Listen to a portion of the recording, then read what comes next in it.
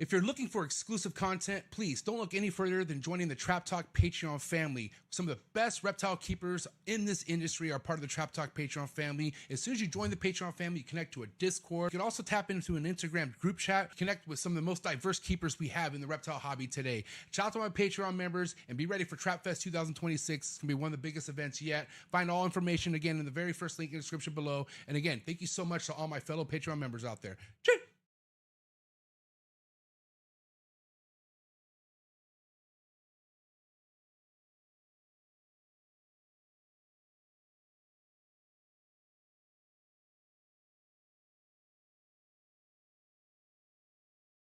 Shout out to US ARC and all the US ARC members. If you don't know what US ARC is, do not be ashamed. Simply click on the third link in the description below. Go to usarc.org. See what it's all about. See how you could actually protect your own collection whenever a legislation might hit your backyard. You just never know. Things are changing constantly in the reptile hobby, and it's good to know when things are creeping up in your area. So shout out to Phil Goss, shout out to Vanessa, shout out to Jeremy, shout out to all the US ARC supporters and teammates out there. Cannot wait to see how much we fight this year to keep our animal rights. And if you're not a US ARC member, talk to your fellow keepers and just let them know what US ARC's all about, and they're here to protect our animal rights. Shout out to US ARC and all the US ARC supporters. T-minus 30 seconds.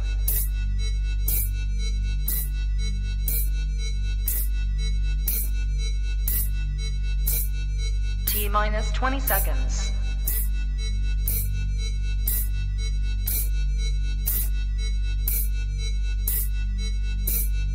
10, 9, 8, 7, 6, 5, 4, 3, 2, 1, 0.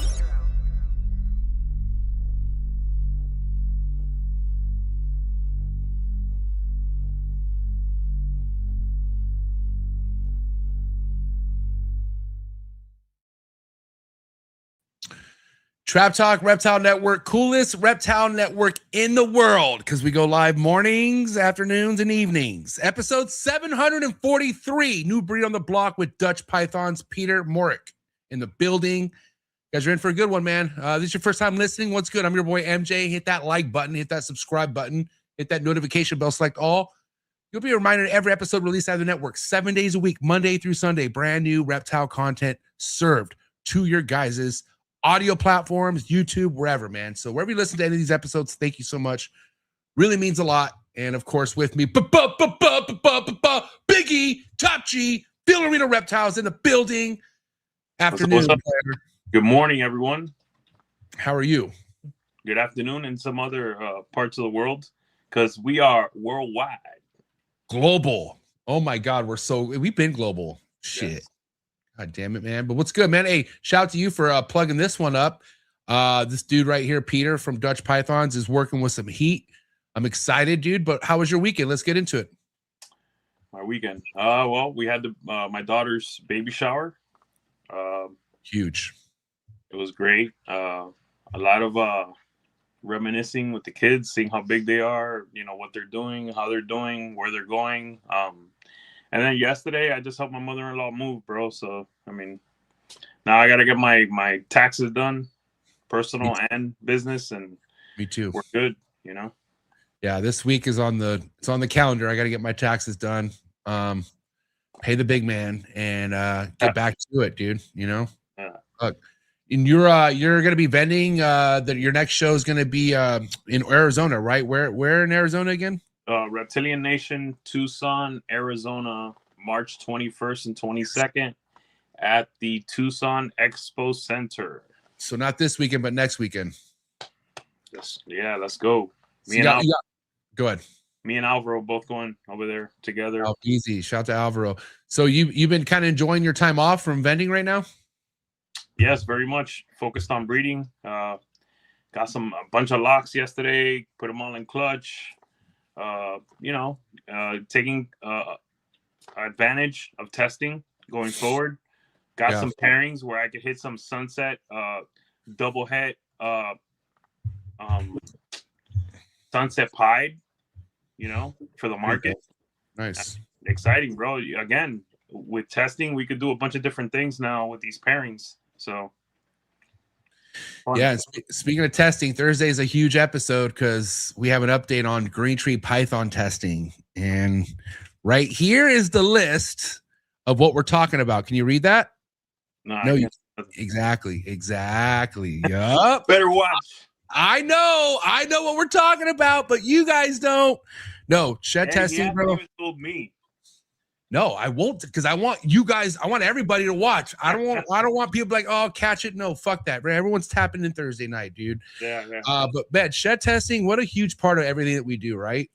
Even over in Europe now with what PRAGUE MORPHS has going, collabed with RGI, which we'll talk to Peter about. But dude, this is what's going to advance everything in the game. Shed testing, you know? So I'm really excited for it. I got some tea for you real quick. And before we bring Peter on, I want to get your thoughts on NARBC closing down Texas. There's no more Schaumburg. There's only going to be Tinley and St. Louis. What do you think of that? They're not going to find a new spot? No. They said that already? Yep. Oh, wow. Yep. No, as of right now, there's no Dallas or no show happening in Texas during those times right now.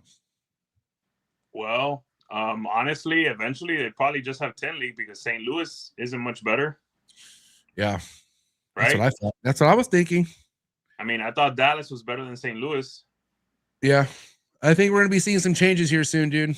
We're going to be seeing some eras kind of coming to an end is my prediction. Maybe not this year, but next year. I think some changes are approaching. So things are definitely changing. Yeah, for sure. It's coming. Yeah. All right, but guys, thanks for tapping in. Just to remind you, we are 7 days a week. That's right. Monday through Sunday, you get a brand new episode right here on Trap Talk Reptile Network, the only reptile network giving you actual substance behind all these episodes, okay? Real deal reptile content being thrown out of the network every day of the week. And just to remind you guys, you can listen to all these episodes on all major audio platforms, okay? So if you're not much of a YouTube person, I get it. Go to Apple, go to Spotify, go to Google Play, go to iHeartRadio, wherever, dude, and go listen to all these episodes. Shout out to tonight's sponsor, one of them being my favorite Europe couple, killing it in the ball python game, PRAGUE MORPHS, okay? Top tier, top end ball python productions. Make sure you head over to praguemorphs.com and also go to their Instagram to see everything they have going on. I am about to lock in that next date for their for that next podcast soon, and I cannot wait. It's going to be epic. But again, for now, go give them a follow. Find all the links in the description below. Also, tonight's episode is brought to you by RGI, Rare Genetic Inc. You got ball python sheds, colubrid sheds, boa sheds. Turn them in to the ones who are slaying it in the shed testing game. RGI, killing it. Thank you so much, Dr. Ben and Sean. Also, another episode in the works with RGI. Another huge announcement that's coming from them as well. So be ready. For now, go give them a follow. Find all the links in the description below. Also, tonight's episode is brought to you by Mark Bailey Reptiles, my dog. Just got done visiting San Diego here. We had a great time. Got to see the family. I love catching up with Mark. He's definitely one of my favorite human beings on earth. And yeah, just a really important person to not only me, but to the hobby, man. This guy has done everybody right in the hobby, and that's something to be an example of. So thank you so much, Mark Bailey Reptiles. Go to Morph Market, type in Mark Bailey Reptiles. Check out all the current productions that he has available. Nobody is disappointed when they purchase a snake from Mark Bailey Reptiles. Historically proven. Thank you again, Mark Bailey Reptiles. And again, if you're coming to the ball python game, you got to consider being organized, stay cutting edge, use clutch. Best way to separate yourself from the lazy bones. All right. This is the best way to also show people what you have going on, what projects you're vested in, what's currently cooking in the incubator, all that great stuff. So thank you so much, Clutch and the entire Clutch team. Try Clutch free for 30 days and find that link in the description below. Thank you so much, Clutch. Also, tonight's episode is brought to you by Jersey Guys Balls. Really slaying it when it comes to Sunset, Monsoon, and Puzzle. Got to check out the projects coming out of Jersey Guys Balls. All right, these guys purchase right, they purchase smart, and they only purchase high quality morphs, man. Thank you so much, Brett and John over at Jersey Guys Balls. Last but not least, shout out to Morph Market and Morph Market Shipping. If you're considering getting your next reptile, make sure you go to Morph Market for that next reptile, okay? Because you're definitely going to get another one after that. That's just how this goes. And Morph Market is the best place for that because Morph Market spotlights some of the best breeders we have in the hobby, hands down. Anyone serious in the game uses Morph Market, okay? And then, of course, Morph Market shipping allows you to save tons of money on each label. And also, as a consumer, save money by using Morph Market shipping. Get your supplies over at morphmarket.com. There's sales right now on all the boxes. And yeah, thank you so much, Morph Market. But yeah, man, I love these 9 a.m. episodes. I'm ready to rock and roll. You want to bring Peter on or what? Let's do it. All right, man. Let's do this. Do what you gotta do. Do what you gotta do to get your mind right, and do what you gotta do to stay hydrated for episode 743. Peter Morick of Dutch Pythons coming at you right now. Let's go. Cheers.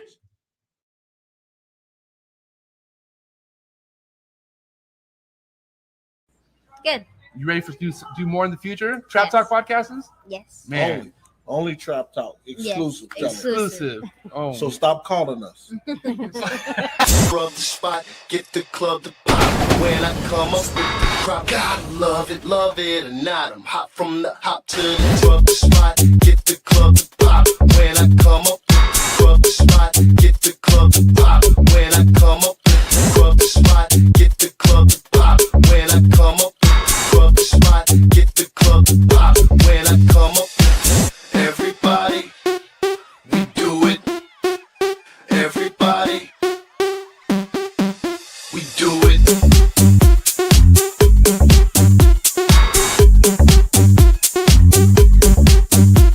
Do it. Do it.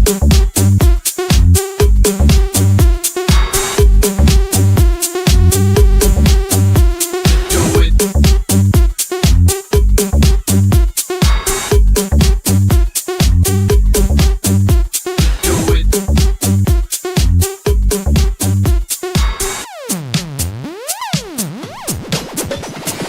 Rub the spot, get the club to pop. When I come up with the rub the spot, get the club to pop. When I come up with the rub the spot, get the club to pop. When I come up with the rub the spot, get the club to pop. When I come up.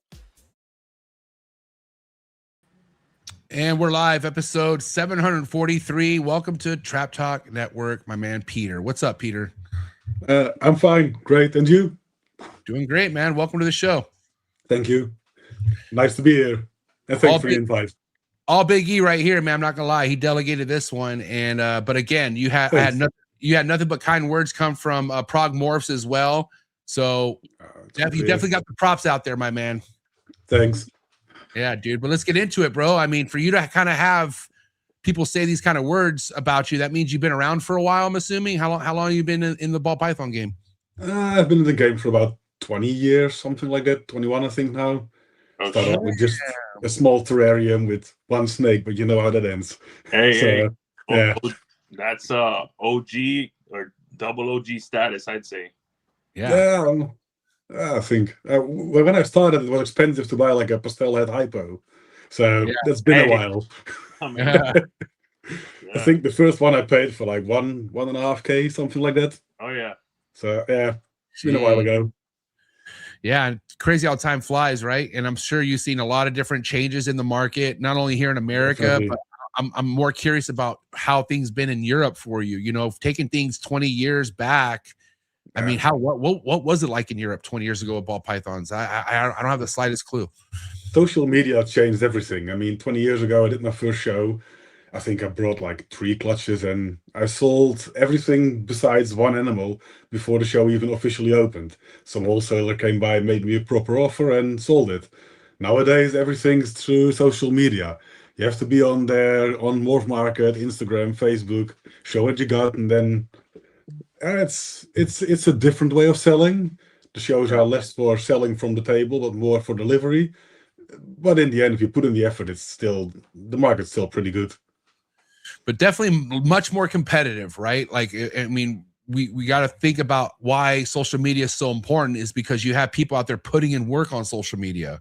And it's just something where if you're not doing it, you're not going to go that far. Like you have to do the social media part of what we do in order to kind of stay relevant. You would agree, right?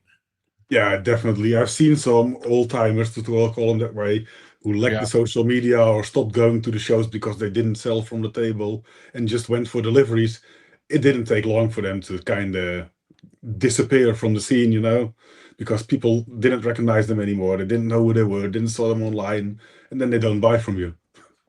Disappearing from the scene. Sound familiar, huh, Emilio? Oh, yeah, I can tell you, me and Peter, we've seen hundreds of people just come in and come out. I can tell you, Peter, like for me, when I become close to people, I do my best for them not to get out. Yeah, same here. Yeah, because I mean, man, I don't want to have a constant revolving door of close friends either, you know. So I mean, I do my best to try to help people make it, you know. Yeah, true.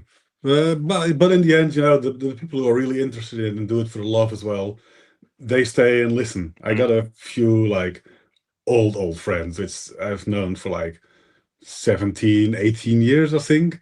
One of them is Chris from Unlock Genetics from Germany. I always share my tables with him in the European shows in Hamm and Houten. We just bumped into each other via an acquaintance who quit already because he didn't do all the social media stuff and shit. And now we're still hanging out, doing stuff together, doing projects together, and loving it basically. Yeah, and that's cool. You know, listen, at the end of the day, like, you know, life takes us so many different directions. And I'm always the kind of person to influence someone where if your heart's not in it, like if there's something in you that isn't keeping you happy about doing this, then life's too short, man. Like, you know, go find something else that makes you happy. But the thing is, like, as an animal lover or a reptile lover, reptiles make me happy. And I love being a part of this. One thing that is really hard to stomach is someone who has such a bitter taste in their mouth why they leave, and they basically try to shit on the industry and they try to like blame the industry on why they didn't make it. And that's just, listen, I used to think leaving this hobby could be the worst thing you can do, especially if you love reptiles, but leaving it, blaming the industry is the worst thing you can do. Like fucking finding reasons to be like, well, you know, F these guys and dude, I don't give a fuck what kind of people are out there. It's not going to keep me from working with reptiles. I love reptiles so much. But again, man, to each their own. I'm totally like what Emilio says. If I take somebody in and we're friends, I'm gonna do everything I can to keep you a part of this. Because this has been life-changing for me, and I'm assuming it's been life-changing for you, right, Peter? Yeah, same. Like I said, I started out with one, and then you go to the first show and you're amazed by all the colorations that are there and the people who are there, and you get to know some people, and then, well, the more you get, the more your life starts to turn around your reptile collection, basically. And you start planning vacations around breeding season and stuff like that, you know. Some people say I'm mad, but I'm loving it.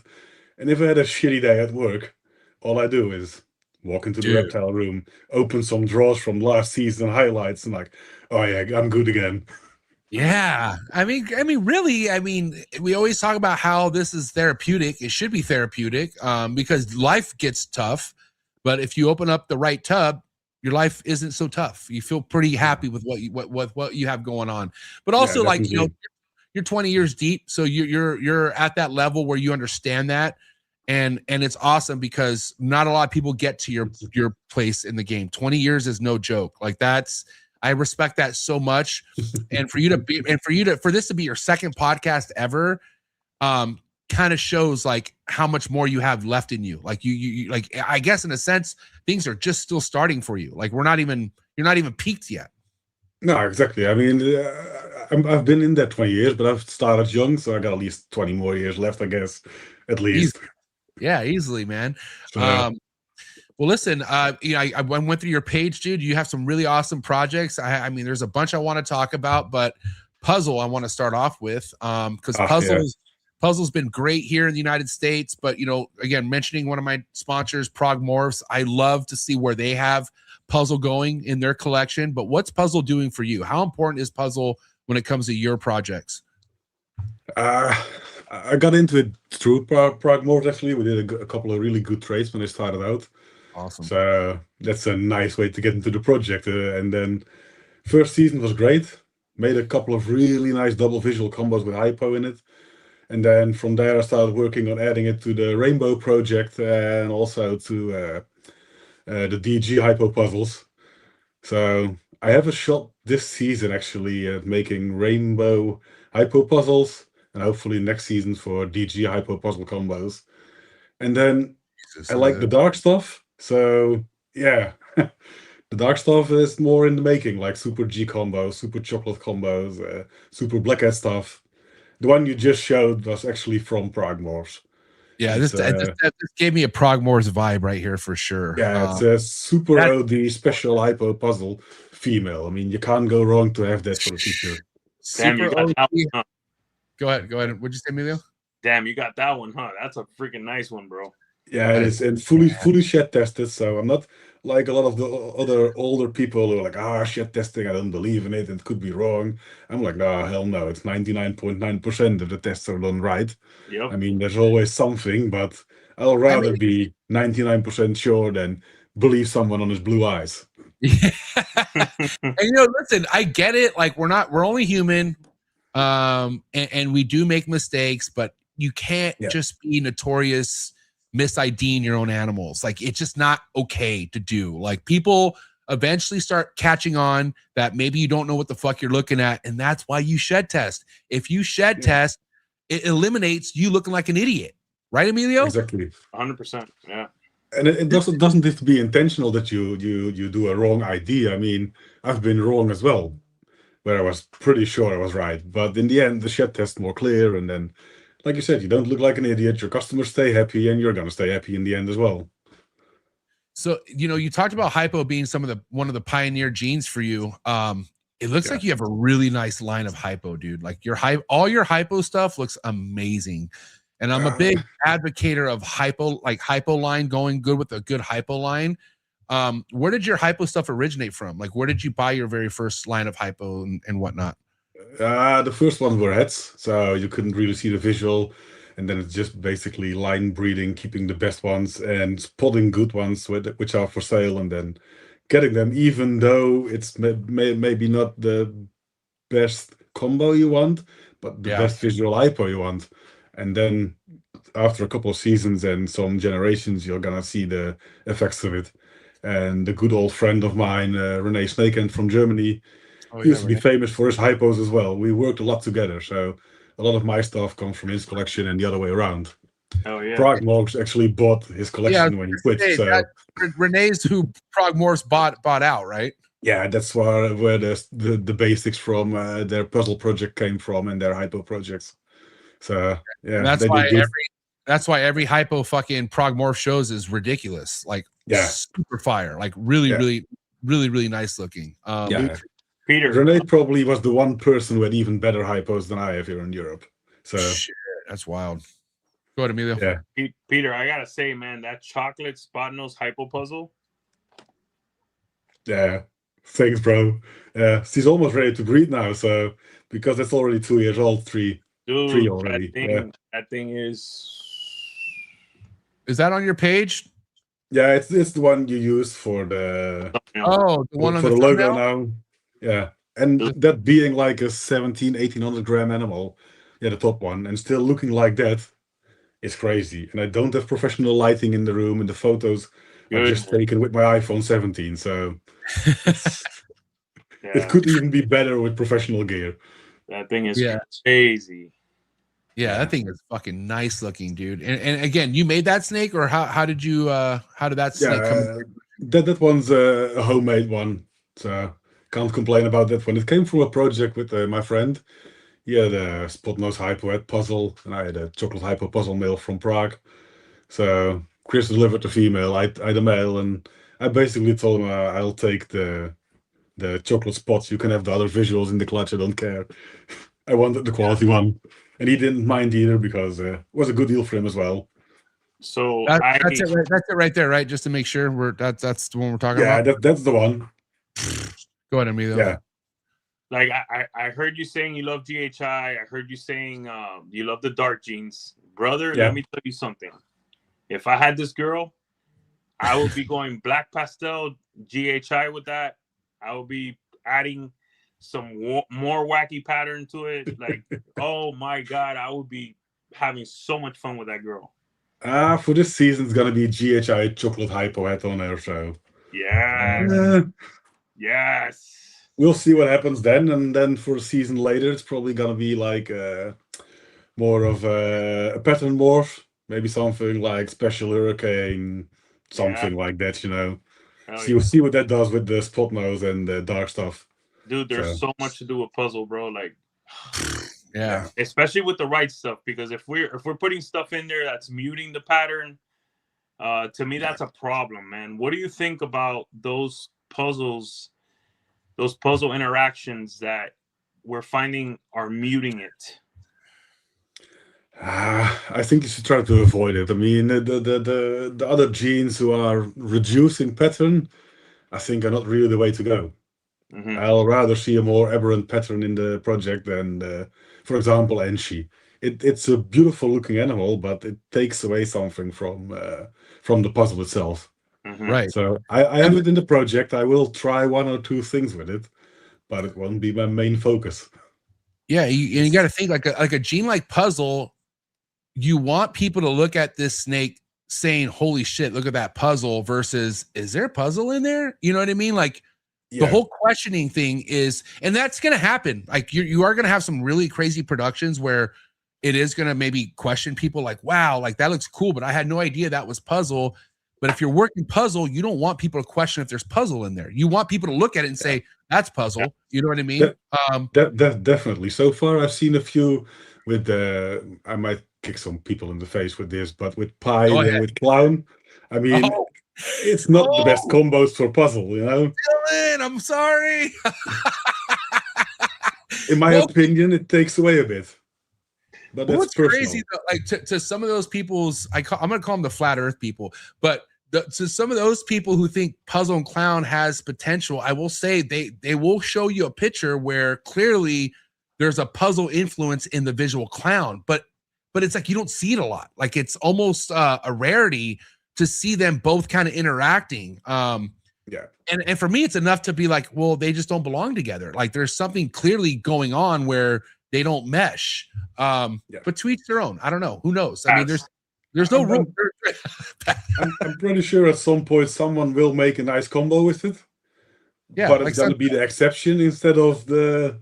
So yeah, I'll rather try and skip that then and go it's for hard. other It's stuff. hard to sell. It's hard to sell a one-off project. You know what I mean? Like where, like, okay, it's a one-off to get something crazy off of producing a bunch of snakes. You know what I mean? Like it's not where this game's at. Like you got to be quick about it. You got to be fucking straight to the point, and then you got to move on to the next real quick. And if you got good clutches, you want a full clutch of bangers, and then just maybe one. Yeah. Mila, you good over there, dude? Or are you getting intercepted by fucking China? What's happening? Oh, he's gone. There he goes. Anyways, he'll come back. But okay, I got a question for you, because obviously you got DG in the mix. I like DG, right? But I was on the fence with DG until I realized how important Hypo and DG belong together. Is Hypo more important to you before DG, or is DG coming before Hypo? Hypo is more important for me than DG because it's always been in my collection. It will always be my favorite gene.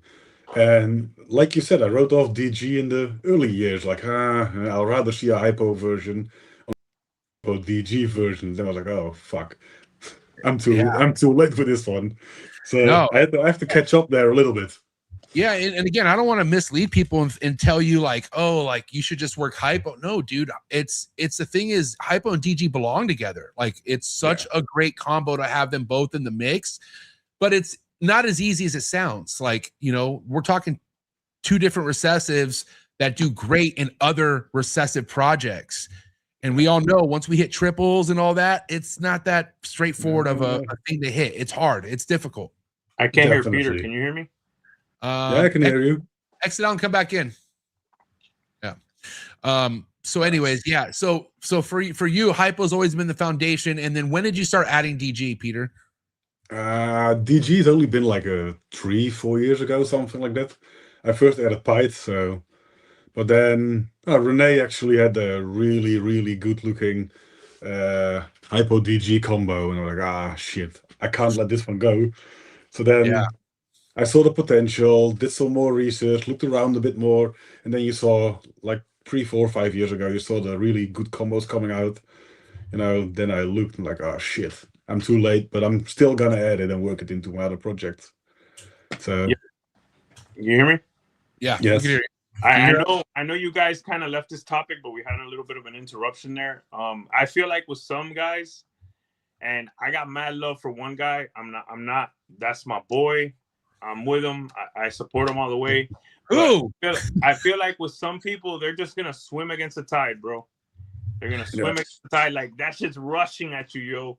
Yo, you better have like a bunch of floaties and shit, because eventually you're just gonna fucking get tired, bro. I mean, like, yo, you're gonna sink. I'm sorry, but it's not working. It's so true. Yeah. And again, you kind of, well, I can't say every noob is like this, because you have people so excited talking about like Exantic DG and they keep going and you hear no hypo. And I'm like, so when is hypo going to come into the picture? Because the more you just mentioned DG, what makes you think every DG combo is going to be pretty, first and foremost, right? And we're seeing where DG could age, which makes Exantic shit look yellow after a while sometimes. Not all of it, but hypo preserves that. I think hypo literally, not only with just DG, but in any kind of aging project, hypo is your fucking baby. Like hypo makes adults look pretty. Yeah, definitely. It keeps the color. It keeps the color pretty lively compared to DG. It's kind of gets too. How do you say that? Too bright when it goes older. Like pastel DGs, if they age, they always go white. Like if you got a hypo, it stays more like yellow instead of white. So combining them. Are we prepared to say? Are we prepared to say that hypo is in the top 4 again when it comes to recessives? 100%. Top 4. We've always been. Yeah, definitely. But I think since Canova, it was slept on for a good minute, bro. Like people were getting rid of their hypo. People were lying about what people were lying that they had hypos, when like that they didn't have hypos, just to like sell the snake, which is crazy to me. Yeah, definitely. But ever since I think Canova a few years back started making really nice hypo DG combos, it helped a lot, especially here in Europe. Let me put it that way. I don't know how it's over there, but yeah. Damn, are we gonna give that boost? Are we gonna give hypo being as good as it is to Justin? Was Justin the reason? Not only Justin. Renee also did his part here, and there are more people who work with great lines of hypo. But he's really out there. A lot of people know him, and you see a lot of trends when the bigger guys make pretty stuff with a gene. It all of a sudden gets a lot more popular again. I think. So, I think it was the hypo DG clown stuff. That's hypo DG. I think it was the DG revolution, I guess you could call it. Guess what? And it's what MJ always says, right? It needs hypo, and then hypo got thrown on that train also, and then you have the TG stuff coming with Exantic. I mean, all this stuff is like the perfect recipe, right? So you got to have all of them. And the DG game blew up, and guess what? Hypo came out from under there, and now guess what? It's probably going to take over, in my opinion. And look at it with Hypo Puzzle. Like, I'm going to say this. I'm going to continue to say this. I believe Hypo Puzzle is a lot better than DG Puzzle. I might, you talked about pissing some people off earlier, Peter. I mean, shit. I think we piss people off a lot here because we tell the truth, or at least our truth, and the overall truth. I believe that the DG puzzle has to have some extra incomplete dominance in there to help that pattern. If not, you're in big trouble. Yeah, and the truth isn't trolling. Just for the record, okay, guys. When it's the truth, it's not trolling. It's just the truth. All right, just in case anyone doesn't compute that, but. Yeah, totally agree. Were you gonna say something, Peter? I didn't mean to cut you off. I'm sorry. Yeah, so some people get offended if you talk about a project like that, and like, sorry, I think it's better because this, and they kind of stick their head into their ass. But I mean, listen, I'm sorry you're insecure. I mean, that's really not my fucking problem. If you're pretty confident about your projects, like my man Double J is sometimes, you don't give a fuck what people have to say. You're gonna still do what you want to do. and work with what you want to work. And that's how this game should go. You should never be concerned what other people's opinions are on your projects. These are your projects. Go ahead, Biggie. Exactly. And then I have to be fair, right? I have to be fair. Hypo does have a little bit of a muting effect on puzzle as well. So sometimes, you know, I had to be fair and bring up both. No, that's true. We need to have incomplete dominance in that hypo puzzle as well. The simple hypo puzzle stuff, if you're not careful, could minimize the pattern on the puzzle as well. And I don't think that's talked about enough. No, definitely. I think just a plain hypo puzzle can be a bit of, it takes away a bit of the pattern. So then you need something to either get more contrast in there or pattern it up, like the Yellow Belly complex maybe, or stuff like that. Yeah. Big fan of asphalt in there, but you don't see a lot of them yet. Working on that one. Yeah, I'm curious what a super asphalt puzzle would look like, or a super gravel puzzle. Because again, we're talking to one extreme to the next, right? Yeah, definitely. But I've never, I don't know, man. Anytime we do see a super gravel or super asphalt into some of these higher end recessives, it's never a miss. They're always something pretty crazy. Like Brock just posted that super asphalt sunset. That's a fucking pretty nice looking sunset. But I'm curious what super gravel will look like in sunset, because super gravel's brighter. It's not as dark. And we know dark stuff just isn't really aligned with sunset. Like, you could maybe do some stuff, but for the most part, brighter the better with sunset. But again, with puzzle, man, I mean, puzzle's such a pattern you want to stick with. I'm curious what super asphalt or super gravel would do to a puzzle project. Yeah, definitely. First thing I could make next season would be with Freeway. So it's not ideal but at least you get an idea of what the plain supers are gonna do. So hopefully, Peter, any sunset or monsoon in your collection? No, I got very limited space, so I have to make choices. Okay. And personally, the monsoon is a bit too overpowering with the pattern for me. Also because I work with Python and stuff, and then it's not ideal in my eyes as well. And sunset, I basically don't really have the space, and already used Monarch and Rainbow. So I was like, I'm gonna skip that one.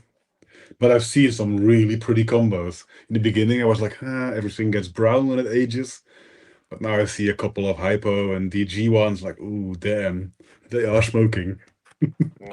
I'm happy to hear you mention Rainbow, because I don't hear it as much as I would want to hear it, but I definitely feel like it's a force to be reckoned with sooner or later. What are you seeing with Rainbow? What was it about Rainbow that makes you, like, to the point where you wanted to let it take up space in your collection? The purple and orange tones in there, especially with like Enchi and the dark jeans. I'm still working on that a bit, like Blackhead or Mojave. It's crazy. You can get close with some lavender combos, but in real life it's way different. So the Renee guy, he accidentally got it. Renee accidentally got it from the States. He had pos heads, bred them together, and hatched a few rainbows. And then I was like, look, I'm gonna need a male of you. So I bought a Enchi Hypo Rainbow from him, Pastel Enchi Hypo Rainbow, actually, years and years ago, and just outsourced it to my like Super G Hypos and Super Blackhead Hypos to make sure I didn't have to backbreed all brothers and sisters and stuff like that. And now I'm slowly working on the dark stuff. Last season I had Blackhead with Mojave, which was amazing.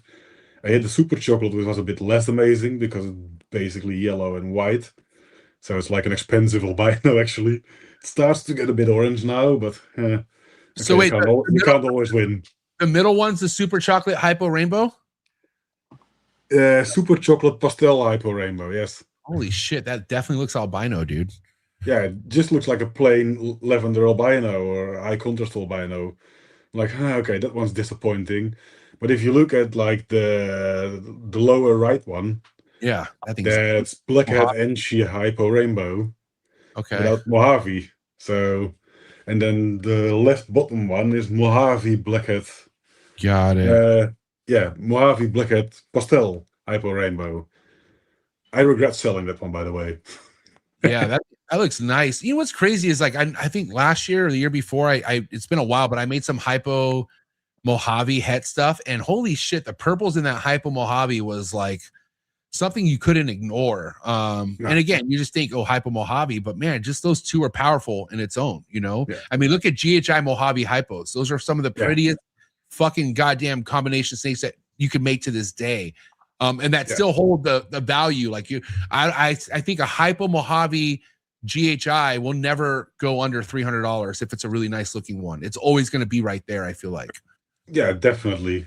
Same with plain pites. They will always sell for like a minimum price just because of the looks of them.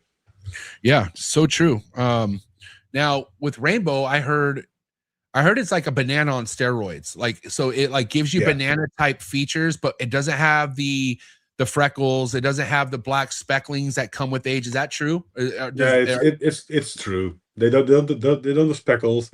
The intensity of the colors is a bit higher, and you don't have the sex link. So it's nicer in that way, I think. Yeah. So, and again, we got to think, you know, because God bless banana, you know, it's still coming, you know, you're still being worked, but it's not fully being worked, but you still see potential in banana. You still see some banana combos where you're like, holy shit, there's banana in there. But then the aging factor, right? Like how much of that banana is going to change in the next year or two. And banana was some of the first stuff I ever produced. And I would never forget how much I would fall in love with this banana when it was born. And then only a year or so later, why is it covered in black freckles? You know what I mean? And why is it aging differently? Like it's losing its pop. Like bananas lose their pop after a while. And then shout out to Joel, State 48 Exotics, but he was the first one to introduce rainbow to me at his house. I went to his house and he's like, yeah, MJ, look at these rainbow adults. They're like bananas, but they don't fade away. They only get better with age, and you get none of the freckling effect. And he was right, man. I can only imagine what rainbow would be like in sunset, or something else to that matter. You know what I mean? Yeah, definitely. And like you say, they age very well. I have an adult Enshi Mojave Hypo Rainbow. If I open the top, it's like, oh, it's crazy. I've seen babies who look less vibrant than she does. At the moment, she's actually glowing. So now it's like a bit of sunshine in the tub again. But it needs the right combo. In my eyes, it doesn't need pastel. It kind of dulls the colors away. So there's good and bad genes with rainbow, as with every other. I can't wait. I guess. I can't wait to see more rainbow stuff. But to bring up, to go back to what MJ was talking about, banana.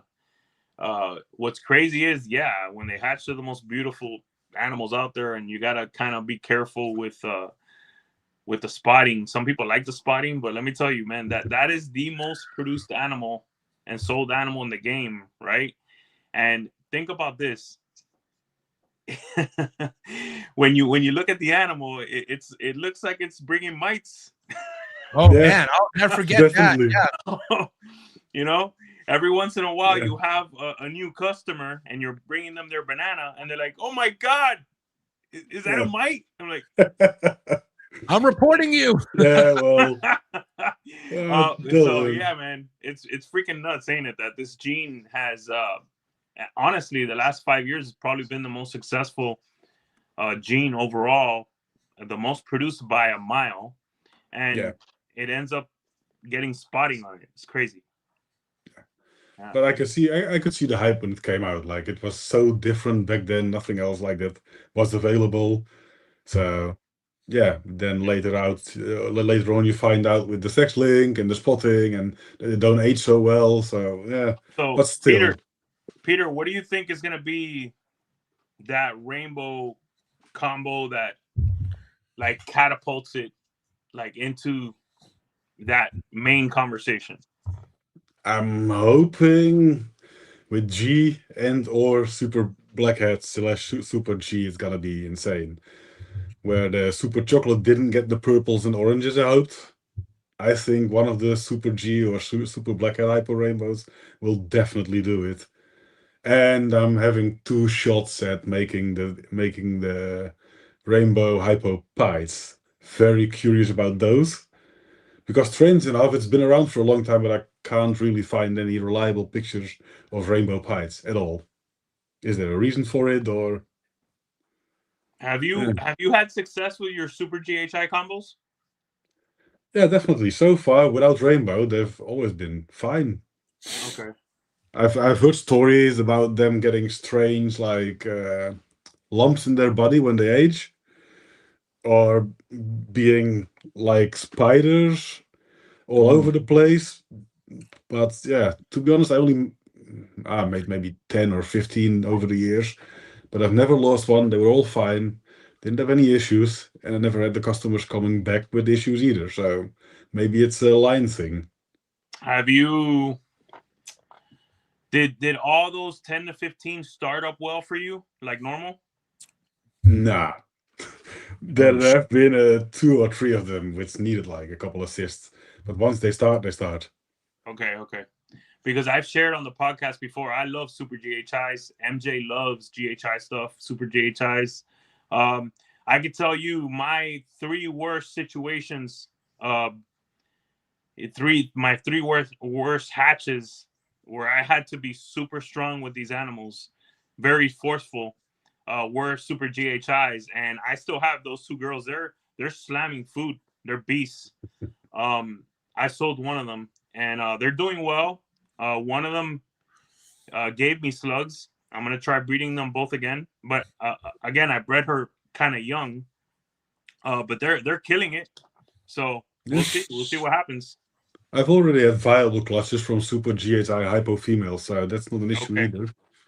But yeah, like I said, I had a few bad starters, but hey, it happens every once in a while anyway. So it's not like it's extreme with the Super GHIs. Dude, I want to see some Super GHI combos, more of it. I hope you have some success. I hope I do too. Yeah, well, I'm very curious if you make some. I want to see them as well, because there's very limited supply out there, and having a good GHI combo, Super GHI combo, is always nice. And who knows, maybe I can bring one over from you. Yeah, I know. With my ship sailed when I had a Super GHI clutch all come out blind. Like they all had film over their eyes. And I was like, oh, really? I was like, what the fuck is this? And I showed Justin. I'm like, Justin, you ever seen this before? He's like, yeah, I have. He's like, and I just never did that pairing ever again. I'm like, all right, that makes sense. Okay. And then I did shoot for another Super GHI. Actually, no, I take that back. It wasn't Super GHI, but I have a Super GHI female, a girl that Emilio really likes. That she was so small, but she's of age, and so I bred her anyways, and she gave me 7 slugs. But again, okay. I got her bigger now, so I'm gonna try it again, and maybe I will throw a GHI to her. I don't know, because listen, GHI is the very first morph that brought me in, like investment wise. Like that's the one that was like, okay, I'll spend whatever money I gotta get to get this snake. And to this day, I don't get bored of hatching out GHI stuff. They're fucking really awesome looking. Yeah, they are. But yeah, I would like to see more examples of Super GHIs go the distance that could maybe encourage me to go back to, because I'm basing this off of one clutch. This could just be a one-off situation. But I've also heard through multiple sources that Super GHI just wasn't the ideal thing for them either. So I'm curious to see what happens with you, dude. And then to be fair, I don't think it's just a Super GHI thing. Oh no. Yeah. No, I think it's some of the dark genes.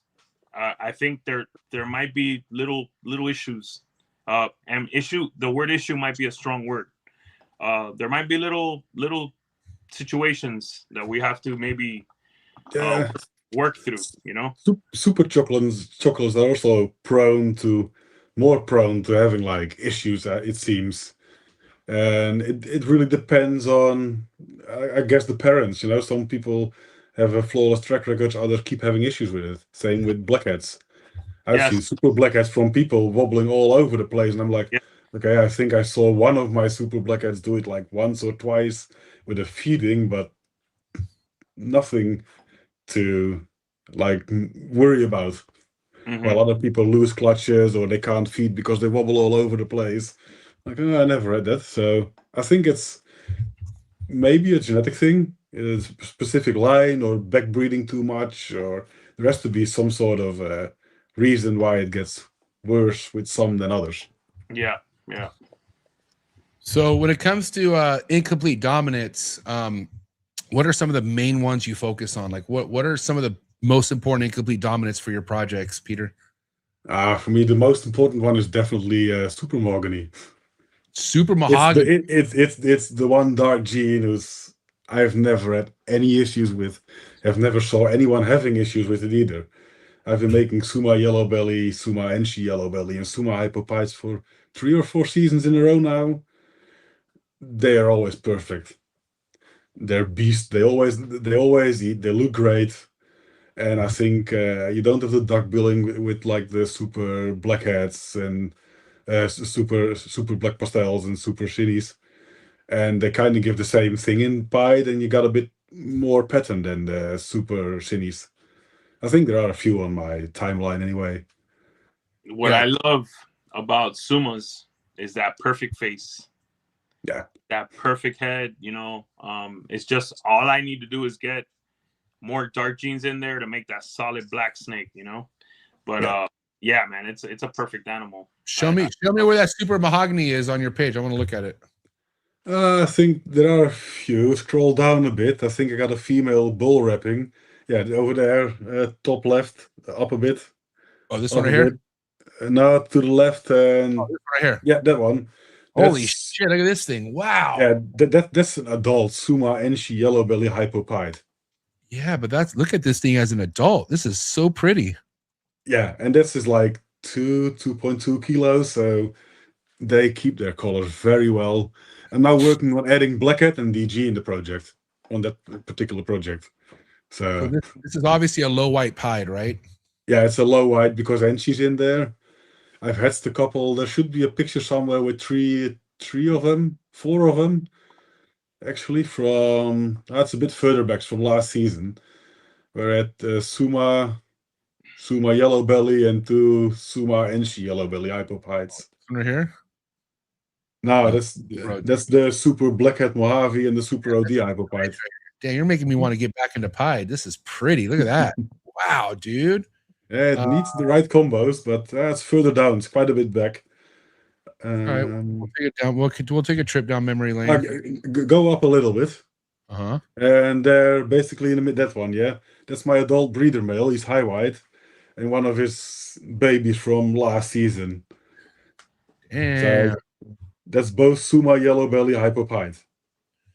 So pied, that's a crucial recessive for you. That's something that you plan to continue working with. Like you're not afraid to work pied. No, I'm definitely not afraid for working with it. I pretty much always sell it first. Whatever I have left is very rarely pied. Very nice. So I guess people know I breed it and see what I do with it, and apparently they like it because it's never been a big issue. Oh, there you go. Bottom right, that one. Yeah. Oh wow, look at these, dude. So Peter. Wow. Yeah, we could do. I pretty much agree. I get from you that you pretty much agree with my saying that pied is king. Yes and no. I mean, 90% yes. There are a few drawbacks because a lot of genes make the high white pieds, and I really don't like that. Only the head or maybe one little blotch at the tail as a pattern. I mean, the 4 you see on screen now that's how I like them, like 50-50, something like that. Dude, those 2 bottom ones. Yeah. Oh God. Yeah, they went to Japan very fast. I mean, all 4 of them are beautiful, but the 2 bottom ones, holy shit! What are those again? Suma Enchi Yellow Bellies, Hypopide. Woof! Damn, bro. Japan has great taste.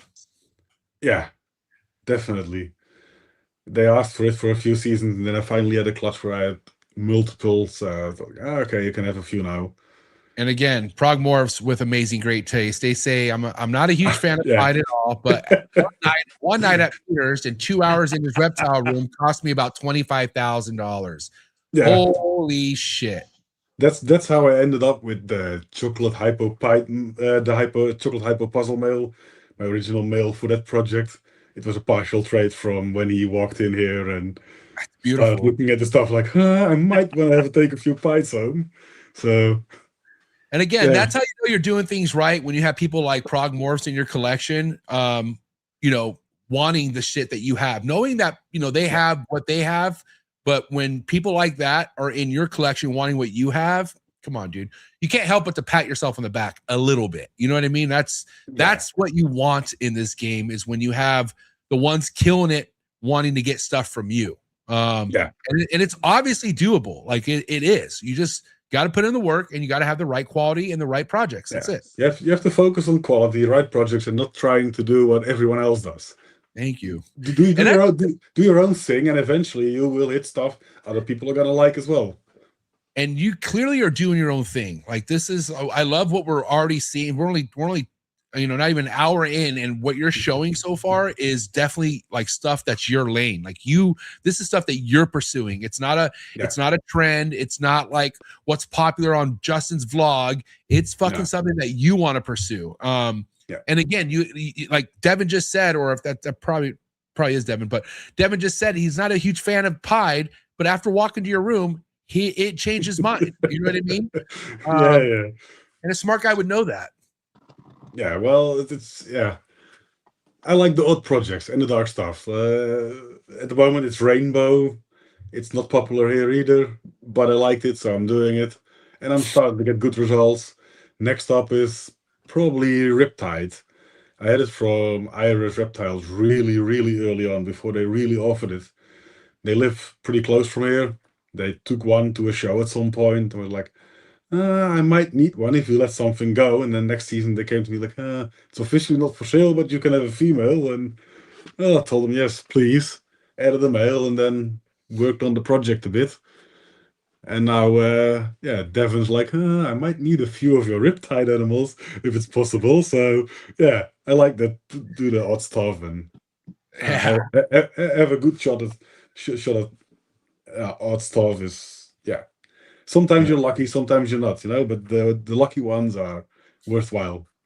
What are some things? What are some things you're avoiding in Pied, Peter? Like, what are some things that maybe you've tried and you're like, I'm never doing that again? Or like, what are, just for some tips, people out there who want to work Pied, but they don't want to work the wrong stuff into it?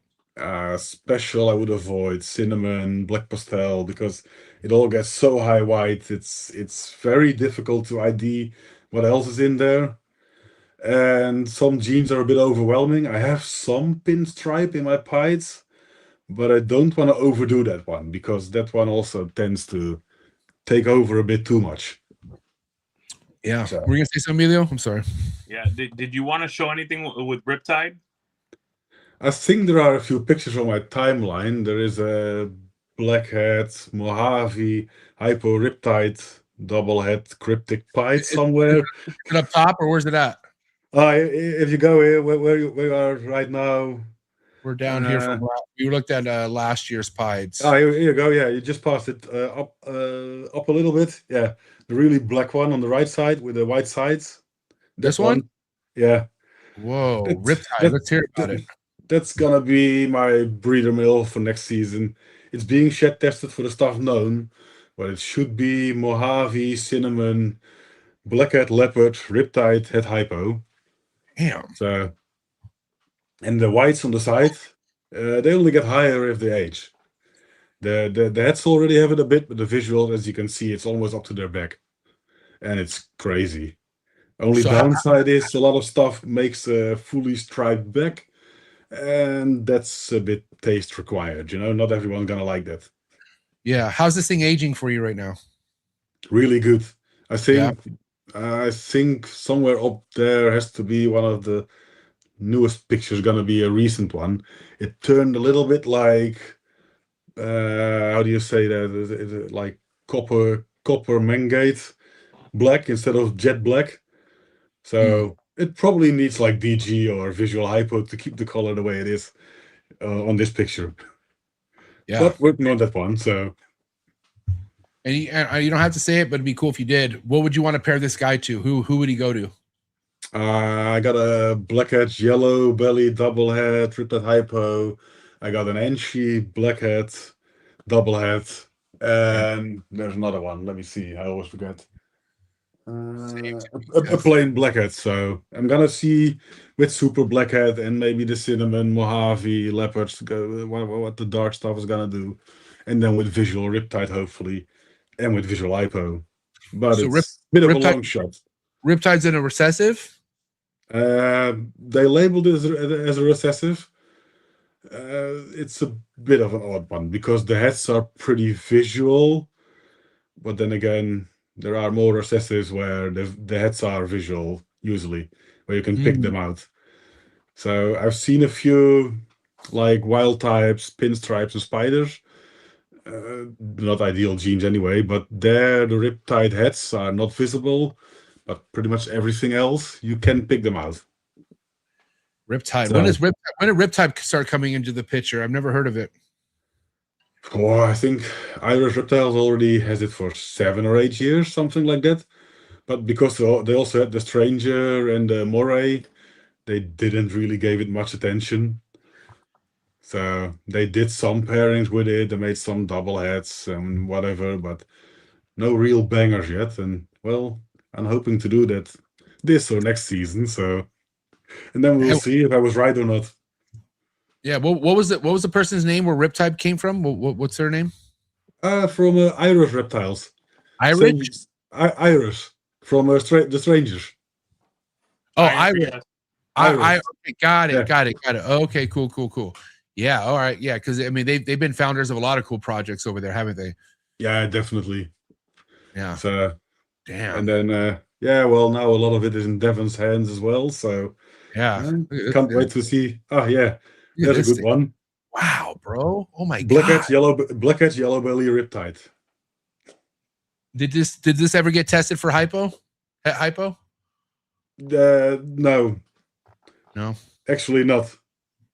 Oh, I it think- didn't come back. Hypo? No, I think it sold before I got a chance to test it, and they were like, Wow, Peter. the sibling of this is at Devon's place. Yeah.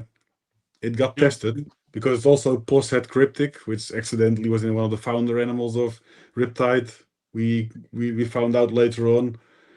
So, and I have the sister of this one with fire in there. Only reason of that was because that one didn't have test for head pied or head cryptic. I wanted a plain Riptide head hypo to work with.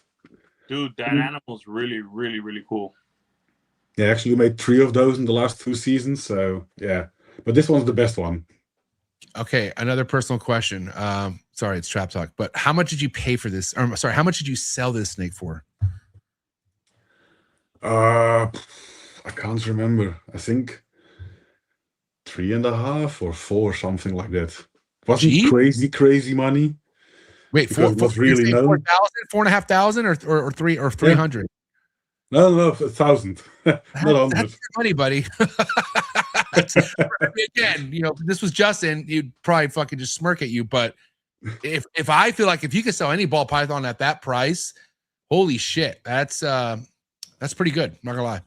Yeah, I do you couldn't think of complain about that one. It was one of the best ones financially for a single animal.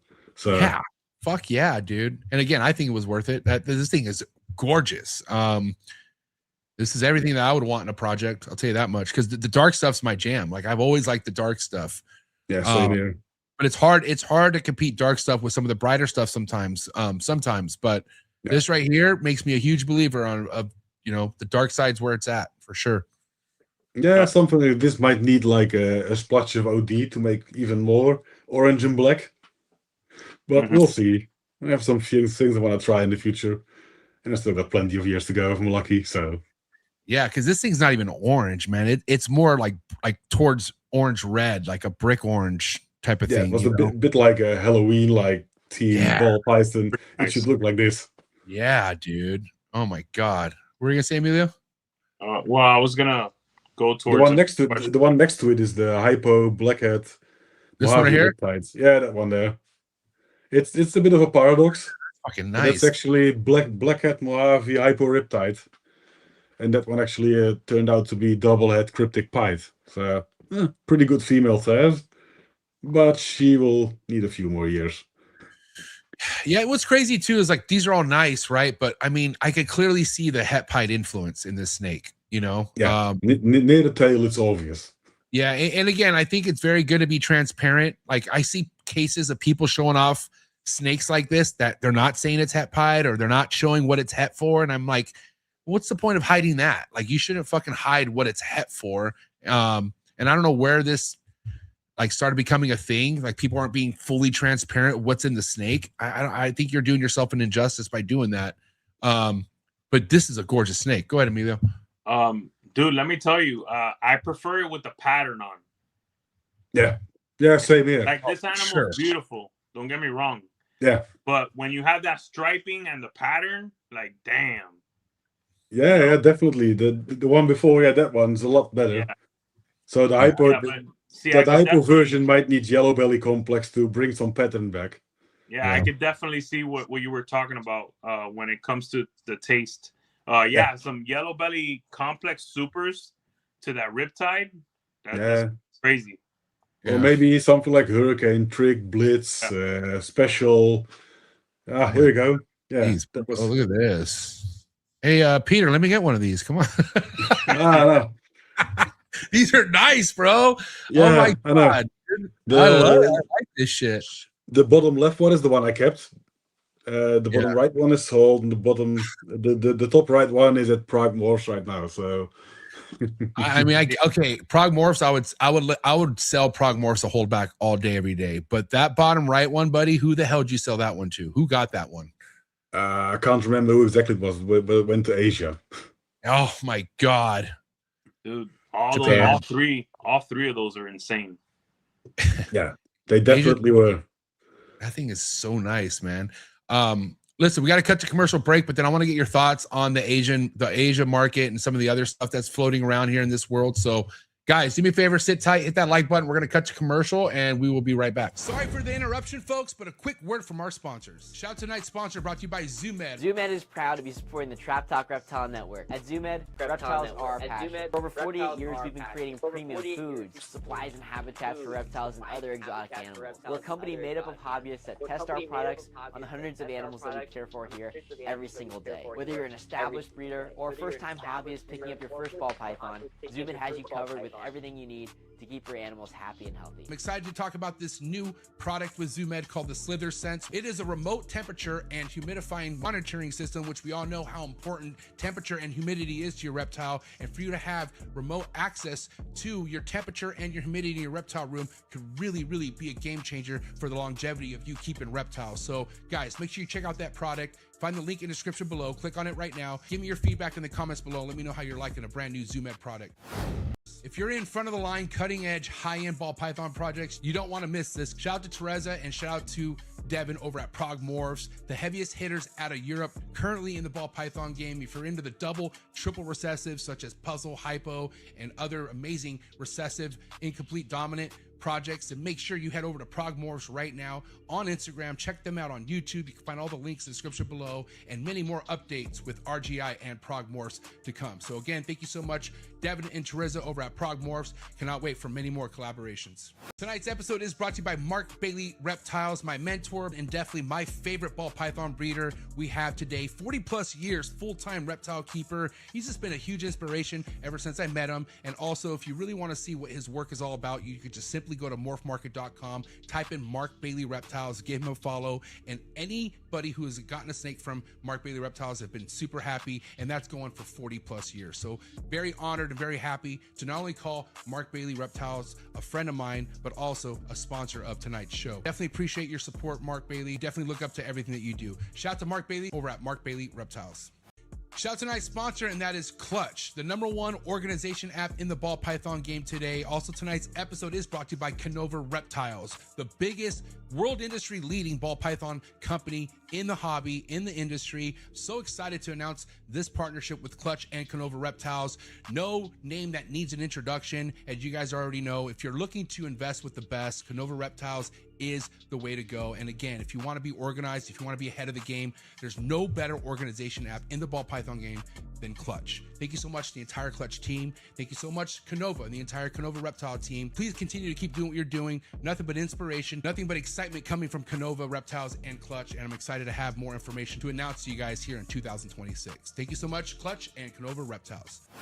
Shout out tonight's sponsor, and that is Jersey Guys Balls. Father-son duo who are just slaying it in the ball python game. If you're into Sunset, if you're into Monsoon, if you're into Puzzle, this is the page you should be following on Instagram right now. Jersey Guys Balls are invested in some of the highest and most exciting projects in the ball python game today, such as Tornado and many other genes like Cosmos. So again, make sure you go check them out on Instagram. You can also follow them on YouTube, and definitely go give them a follow on Morph Market. You can find all the links in the description below. And again, thank you so much, Brett, and thank you, John, over at Jersey Guys Balls. Shout out to tonight's sponsor, and that's the one and only Morph Market and Morph Market Shipping. One of the biggest exciting things about the reptile hobby over the past couple years is Morph Market Shipping taking everything to the next level. Anything as far as reptile purchasing or selling needs can all be done on Morph Market's website. So I highly suggest you go check it out, especially if you're in the market of purchasing your first, second, or third, or fourth reptile. You can find a bunch of legitimate breeders on Morph Market's platforms. They stand very tall on representing the best breeders we have in the hobby. So don't look anywhere else when it comes to looking for your new reptile. Not to mention, if you're looking for aquatics or your next plant, Morph Market's a spot for you as well. Make sure you head over to morphmarket.com. And the best thing about Morph Market's platform, you could ship directly from their website with Morph Market Shipping. Morph Market Shipping has saved this hobby millions of dollars as a whole. I myself saved thousands with Morph Market Shipping last year due to their insanely cheap rates. So definitely go take advantage of these rates on top of the amazing customer service that comes along with Morph Market Shipping. Shout out to Darian and Zach, and shout out to the entire Morph Market team. So proud to be a part of this team. Thank you so much for Morph Market Shipping and Morph Market, and so excited to announce new Morph Market features that are going to be hitting the reptile hobby real soon, like live sales on Morph Market. Thank you so much, Morph Market and Morph Market Shipping. All right, we're back at it. Hit that like button. And yeah, you know, we're talking about the Asian market, and you know, how much has that been an impact for your sales? I mean, how many out of country customers do you have at this point, Peter? I think most of the animals they sell are not in the Netherlands. I think maybe 10%, 15% is going to Asia. It's not that big for me, but they have a particular type of animal they want. They'll see something special, they like it, and they'll just take it. But most of the stuff is going basically to Europe. UK has always been good for me, even now, with the borders being, well, not closed, but difficult for them to get animals in and out. So I'm happy with that. And for me, Eastern Europe is pretty good. A lot of animals went there the last few years. It's an upcoming market. So all in all, can't complain.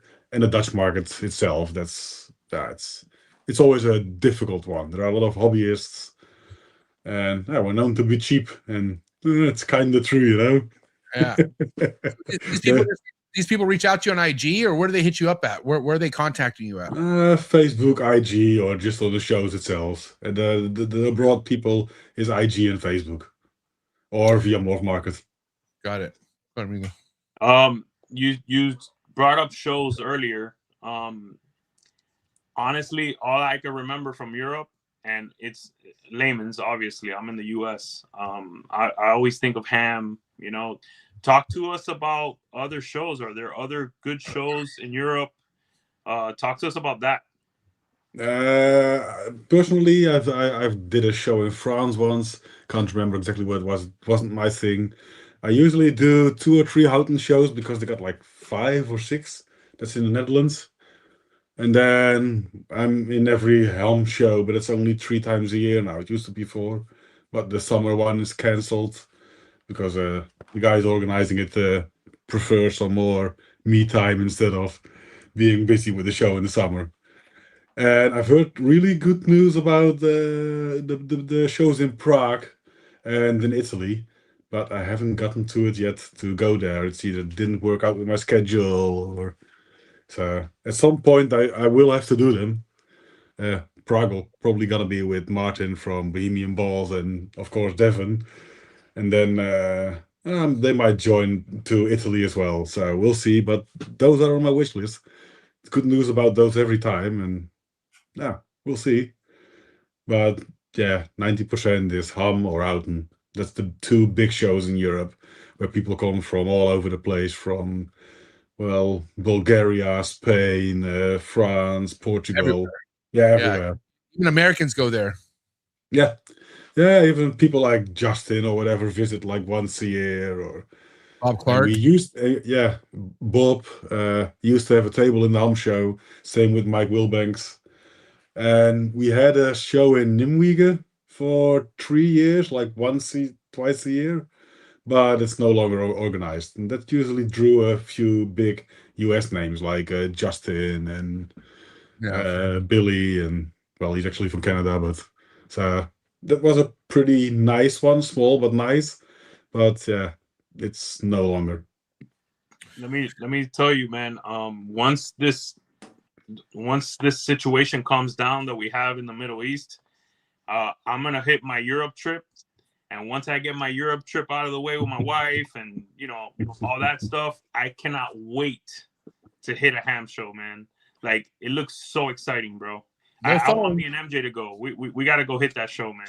Oh, yeah, it's crazy. It's big, like proper big. I got a boxing arena where the bottom floor is basically with vendors. The top ring above the seats is also for vendors. Then they got like a giant main hall, which is I don't know in square feet, but it's massive. You got like 45 rows there. You got a special Venom section. They got some like military tents, big ones outside as well to produce some extra space. And it's usually, if you don't get a pre-sold ticket, people are waiting to get in like at 8 in the morning while the register doesn't open till 10. And you'll be waiting for like an hour and a half, 2 hours to get in if you're a bit later than 9 or something. And the lines will stay there till like 1, 2 p.m. It's really crazy. Yeah, well, not us. We don't wait in lines. Don't worry, we'll be good. I'll make sure somehow our badges are ready to go. Yeah, exactly. you need some vendors to get you a wristband, eh? Oh, we're good. So yeah, exactly. I've never waited in line either, but if you're just a visitor, it's crazy. No, I mean, we even hear shows locally or in the country, right? I mean, Bob Vu shows are out the door. Fucking NARBCs are out the door. Reptile super shows. It's all exciting stuff to see. And as a vendor, that can't do nothing but get you excited to want to vend when you have that many people. You know what I mean? Yeah, definitely. Having those eyes is everything. And I think it's what more can you ask as being a vendor? I mean, Emilio's a fucking veteran vendor, and he takes advantage of all of that. Like, that's important to you, right, Emilio? Having foot traffic. Oh yes, the number one part of what we do, man. I mean, yeah. I mean, you know how they say you can't sell air? Yeah. I mean, you can't sell the air either. You know what I mean? I mean, yeah, I was in retail. You always had to be nice and stocked and ready to go. You don't want to sell air, and I can't sell the air either. But I had a question for you, Peter. Yeah. 20 years ago, because I cannot sit here and tell you I saw all this coming. Like, bro, what do you think of where we are now, 20 years later? I think 20 years ago, if you would have said to me where we are now, I would say, like, oh, you're fucking insane. Yeah. There's no fucking way you're gonna get so much coloration and pattern morphs and such a big community of hobbyists and professional breeders with the shows and stuff and animals flying all over the world like relatively easy. I mean, it's insane. It's only your imagination is a limit now. Back then, it wasn't. I mean, we'll never know an exact number, right? But no. Is it easy to hypothetically say that the market is 100 times bigger than what it was back then?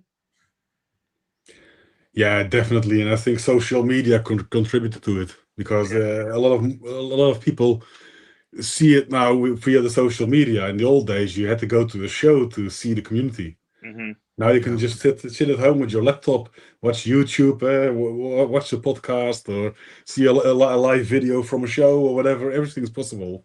Yeah. So I think it helped a lot. Big time. Yeah, and I've mentioned this a couple times already. On Monday and Thursday nights. One of the things that's newer here in the United States, but I feel like it's picking up, is going on Morph Market and doing live sales. Because kind of going back to where people don't want to leave their house nowadays and people just rather do everything from home. I think that's something that is going to become more of the normal status of how to sell some of these animals. What do you think of the live sales? Do you ever think that's going to be something that picks up in Europe? I'm not sure, and I haven't done one either yet. I haven't looked at it yet because it's relatively new. I was like, I'm a bit old-fashioned in some ways. I was like, let's see what it does, and then I might, hitch a ride if it's successful. And for Europe, I'm not sure it's gonna be a success. In the US, it might be a bit different. So, well, we'll see. Time will tell. But it's a good initiative. You don't try, Well, I mean, saturation-wise, America has that beat. We have a lot more breeders here in the United States. A lot more old school breeders that are starting to just phase out. Because life has taken them different directions. But then also too, like, again, I feel like you got to have a personality for it. Which in 2026, a lot of people do have more of an outgoing personality in the reptile hobby. I look at it as competition too. Like where are majority of people selling stuff they don't want, they go to auctions. That's where they go. Being live and being somebody that someone can physically see, hear, talk. I think that could be a game changer. And I'm just basing off what people have told me that have done lives already. I mean, I haven't gotten, and if there's anyone here watching, go ahead and feel free to speak up. But I haven't gotten one feedback from somebody who's gone on a Morph Market Live and has been disappointed. Every time they do it, they sell way more than they expected, to the point where they're even wondering if it's even worth vending. Like, is it even worth vending at this point if I could sell like this on a live?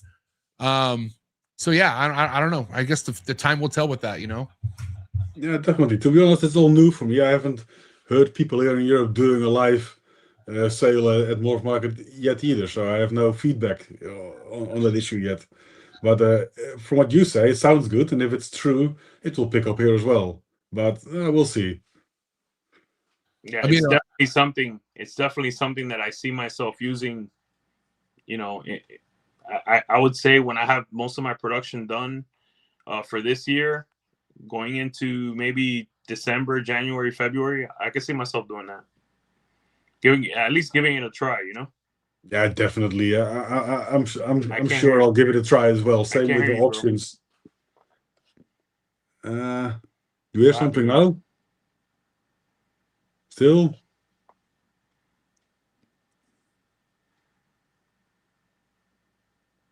I can't hear him.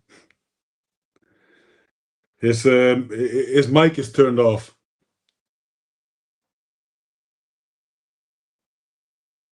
Oh, there we go. I was muted. Yeah, there we go. Your mic was turned off. All right, that might have been my bad. Holy shit! But no, but what did you guys hear last? I don't know. I just remember you saying you couldn't hear him, and I had to run back and fix it. But okay, what I was saying, I'll repeat it either way. It's not a big deal. I could see myself potentially doing a live going into December, January, February, trying it out. We'll see, man. I think it could be exciting. I'm with MJ. If you could, pick a night in the middle of the week where you could do a live, for, I don't know what the average time is, but if I could go on there for an hour, I think it's worth it, I mean, especially if you're not selling, right? Like, let's say you're not selling. Well, what the fuck option do you have? Well, no, I mean, listen.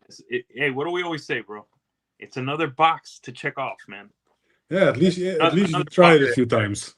I mean, another box we're checking off. Bam, we're doing everything we can. Boom, boom. Exactly. Same with the auctions. In the beginning, I was skeptical, but now I use it for a certain type of animal. Like I'll rather see it move quickly because of the overhead if it stays.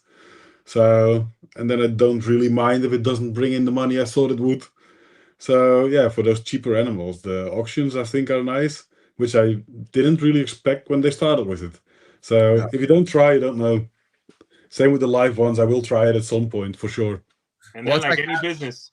How many people thought social media was never going to take off? Like, how many people thought it would be a joke to fucking sign up for MySpace or MySpace is something different, but like, Facebook. you know how many Facebook people I met in the reptile hobby who didn't have an Instagram, and I would ask them why, and they go, "I don't want fucking none of that shit." And now what? Yeah, now they have Instagram. Yeah, let me say this. Morph Market, again, what it's doing is continuously pushing the bar and offering everything it can to its community. Yeah. 100%. Everything. Every Definitely. box is checked. Every new thing, it's offering you everything that you need as a seller. So, you know, you just got to use it. You know, that's it. Yeah. Yeah, definitely. In the beginning, I was skeptical, like, oh, I'm gonna pay and I'm gonna sell via Morph Market. But then I looked at it a different way. If I go to a show, vent, pay for a table, electricity, gas, hotel, and stuff, it's more expensive than try Morph Market for a year. And then at some point, I tried it for a year. I was like, okay, this is gonna be a lot better than I expected it to be. And same with auctions. So I'll probably see the same thing happening with the live ones if you guys are already saying it has good results over there. Yeah. And also to just Emilio's point, like just to say that that's something you attempted and it either worked for you or it doesn't. But how do you know unless you try it? Like you got to see what it's made out of, you know? Yeah, definitely. And I'm telling you right now, what time all that shit's gonna pick up. It's just part of the future. Technology, that shit is so futuristic. Like selling live on people's televisions, you know what I mean? Like, come on, let's be real. Like that's where things are fucking headed. And then I finally saw one this weekend. I clicked in for like 10 minutes. Listen, if you're camera shy, you don't have to be on the camera. Just put the animal. Your animals, yeah. Put the animal there, show it off, talk about it. You know, listen. Don't show your ugly face. Just you're talking about your production. You're talking about the animals you love, and you're doing your thing. And I think it's gonna work. I definitely see advantages from it. So I hope it works. It would be nice to have a new channel again. You know, a new way of boosting sales and getting people to know you. So yeah. Yeah. So let me ask you this, Peter. I mean, where have you relied on sales during the most hardest times? You've been doing it for 20 plus years. Did you ever have to wholesale stuff? Like, was that ever a thing that you had to do, or was your overhead so small where you never had to worry about wholesaling? It's always been like a spare guest room in my house. So the overhead's pretty low. But yeah, I did wholesale a few seasons. You know, I think it started like the last 4 or 5 years. I had to wholesale some of my, especially the cheaper animals.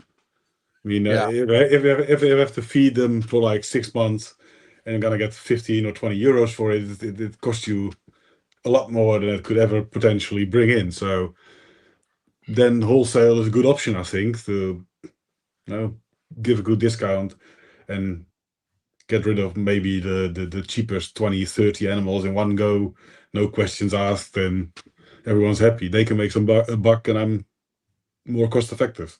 So all the work you're doing is in that one room you're in right now, or do you have multiple rooms? This is just the main room, and then upstairs I got my quarantine and my incubator. Wow. And so you quarantine in a separate room. How about that? Yeah, I quarantine a separate room, and everything get tested for NIDO, and it gets treated for mites just in case it picked something up on the way here or whatever. Even my animals I take to vent to the shows that come back, I get a treatment for mice just in case. That's smart. But I'm gonna go to that NIDO topic. You know, I can't get into details. I gotta be smart about what I say right now, but there's a stigma that Europeans, like Germany, Europe, like UK, like NIDO testing isn't that much of a thing. And I'm not sure if that's true or not, because you just said you NIDO test. And if you do NIDO test, how do you NIDO test?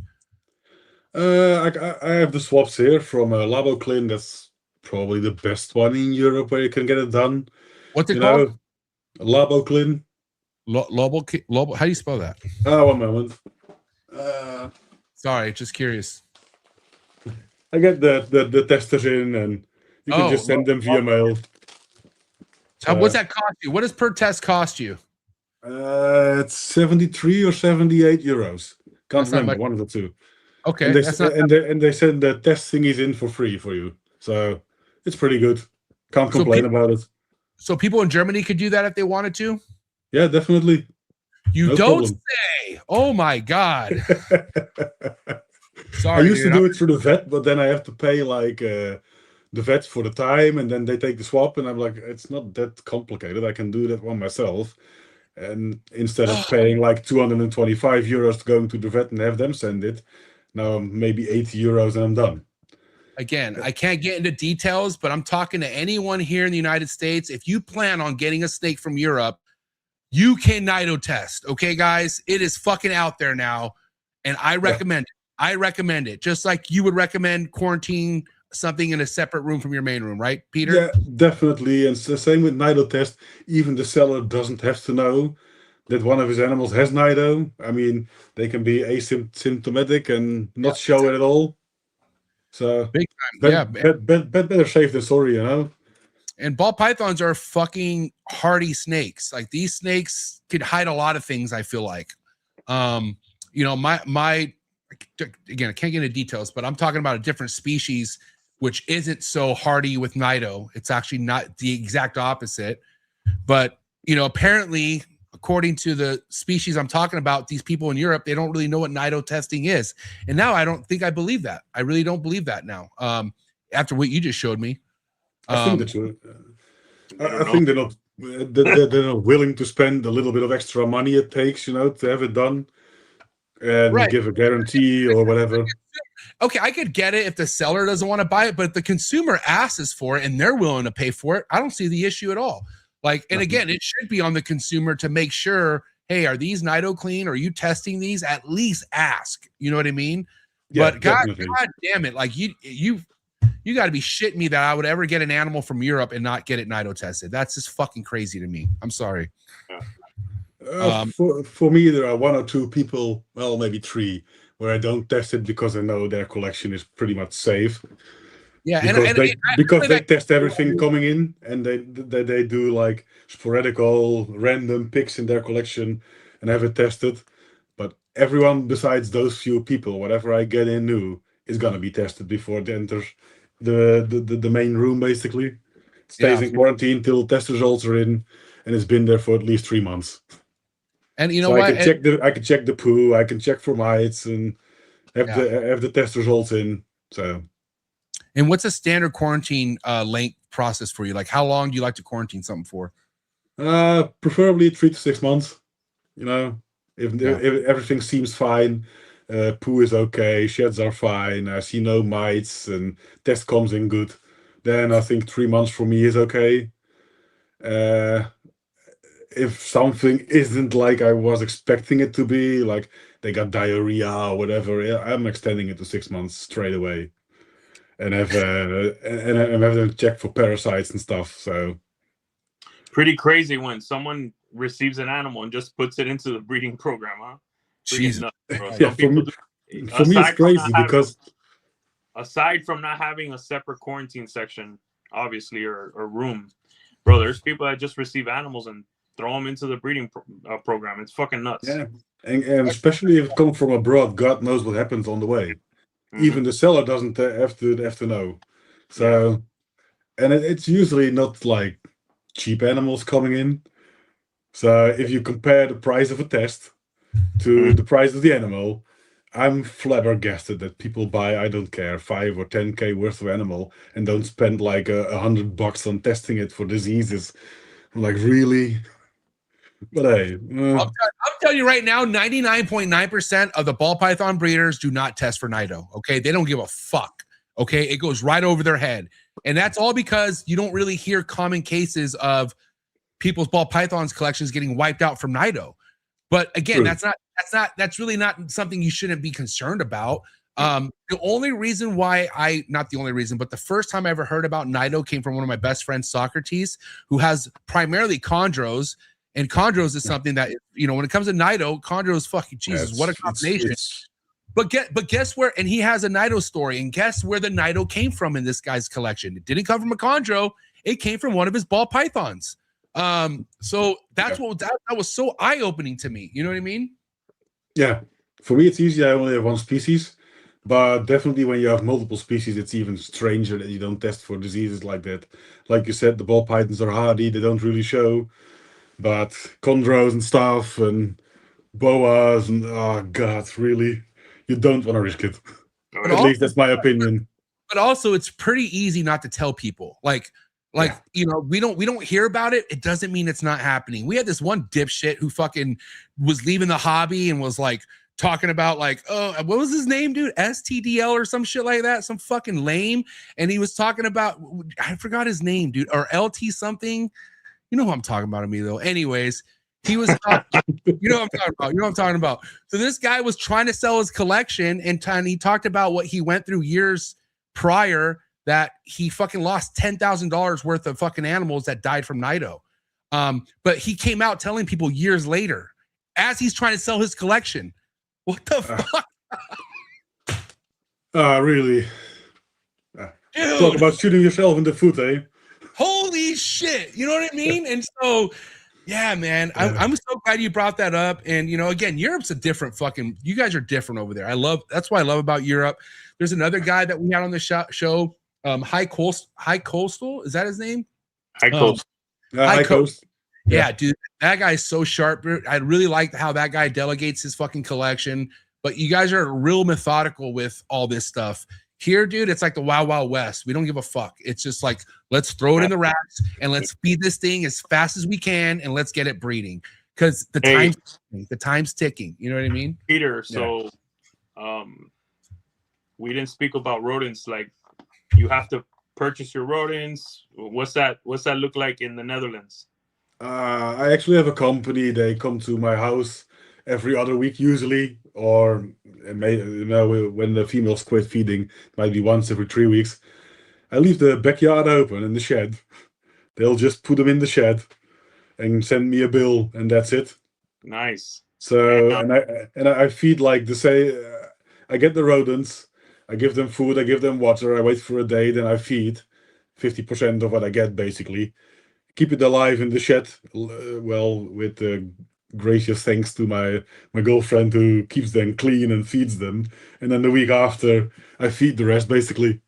Okay, so you're receiving 2 weeks worth.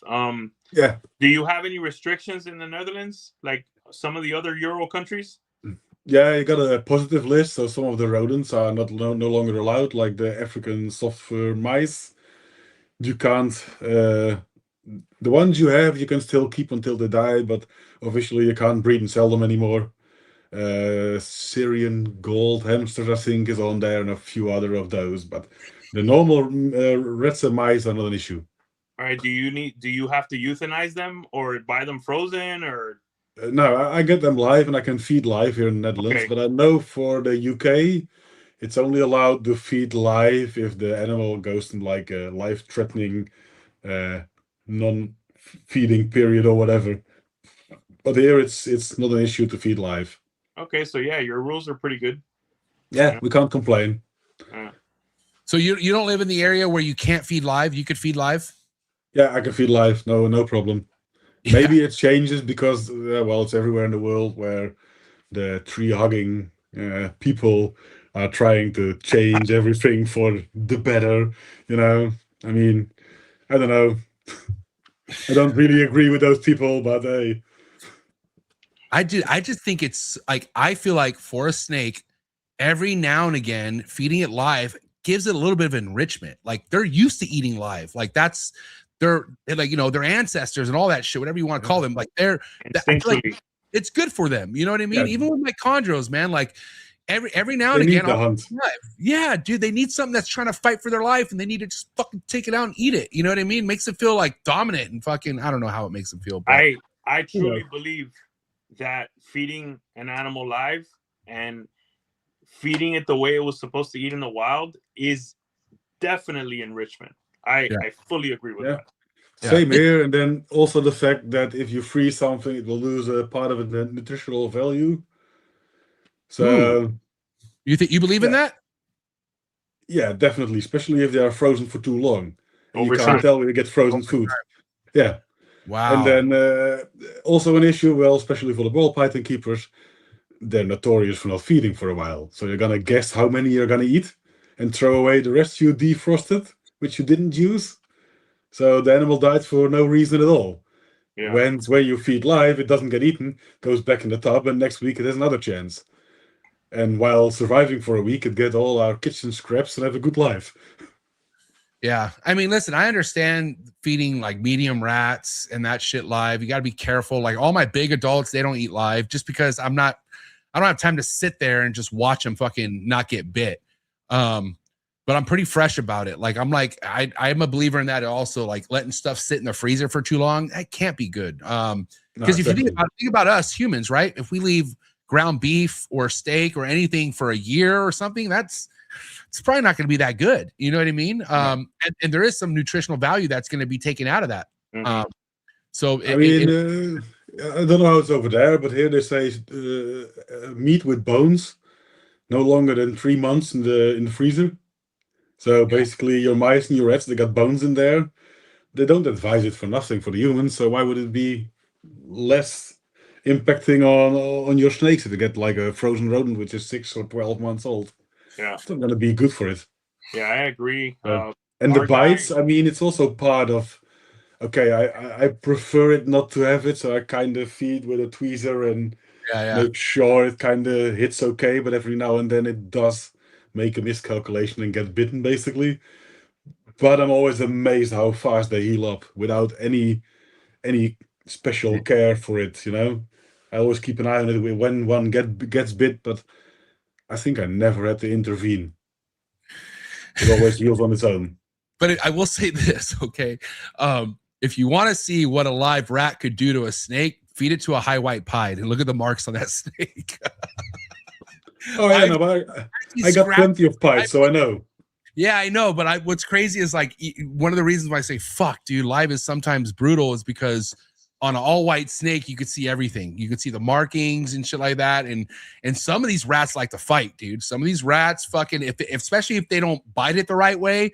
Let's say they grab the ass first or something, and the upper body's more exposed. Well, those fucking rats will do some damage. That's why, like, as they get older, I'm not a fan of the bigger ones being fed live. Because those fuckers could do some damage, you know what I mean? But yeah, I just that always stood out to me how I would feed live to a pied and go, God damn, look at your back, dude. You got some marks on you, man. But hey, they're good. It sheds off. It usually does. I have a notorious one. I got an ivory Suma hypopite female, and she isn't the brightest when it comes to killing the prey. Like you said, she grabs like an ass or a tail and then starts constricting. Yeah. And she got like 2 or 3 times in the last few years that I've had her where she got bit pretty bad, but it's 2 sheds and it's gone. Wow, you don't. Yeah. I think we know snakes have been killed by rats before, just so you know. That's not a huge news. Yeah, no, I know. I've seen the pictures when they forget the rat or whatever as well. That's terrible. And that's the only thing with feeding live too. It could create a little bit of laziness where you just throw the fucking thing in there and you forget to check. No, you got to tag that tub, go back and check, because there are some ones that are great eaters that just don't want to eat sometimes. And dude, I've luckily, knock on wood, I've never had that issue where I came back and found holes in my snakes. But it is, when you have so many snakes, it is easy to forget. That's why you got to have some sort of a system that tracks your feeding, and that way you could go back to remember to look and not just go on with your day and wait till next week. You might come back to a fucking nightmare. You know what I mean? Yeah. I you know, the next week thing it boggles me anyway, because I feed day 1 and day after, even though I check everything, if it ate or not, like maybe 45 to an hour later, because I do a cup of coffee when I gave everything the prey and then go back. But the day after, I will do a cleaning lap, and the day after that, I will do it again, because most of them will take a piss and a shit after they ate. How can you miss it for multiple days and then a week later have like a semi-eaten snake? Oh my God! Like, hey, I'll tell you guys this: in 20 years, I've never had that happen. Man, I've fed a ton of animals. That said, the rodents I get are well fed. Some of them are produced here at home. I feed with tongs. I feed every single animal with tongs. They wrap it. I'm there. There are animals that like to eat privately. Those, I wait to hear the scream. You know, as sad as that might sound. I mark that tub. If that animal usually takes a little longer, and I come back. I mean, These Wait, hold on, Emilio. You never had one kill and not eat it and just sit on top of it and let it rot? I've had yes. Oh yeah, you will know the day after when it's on the eating pad, you know. That happens for sure. Yeah. It's usually it's sometimes not even the next day. It's the second day is when the smell starts kicking. No, that happens for sure.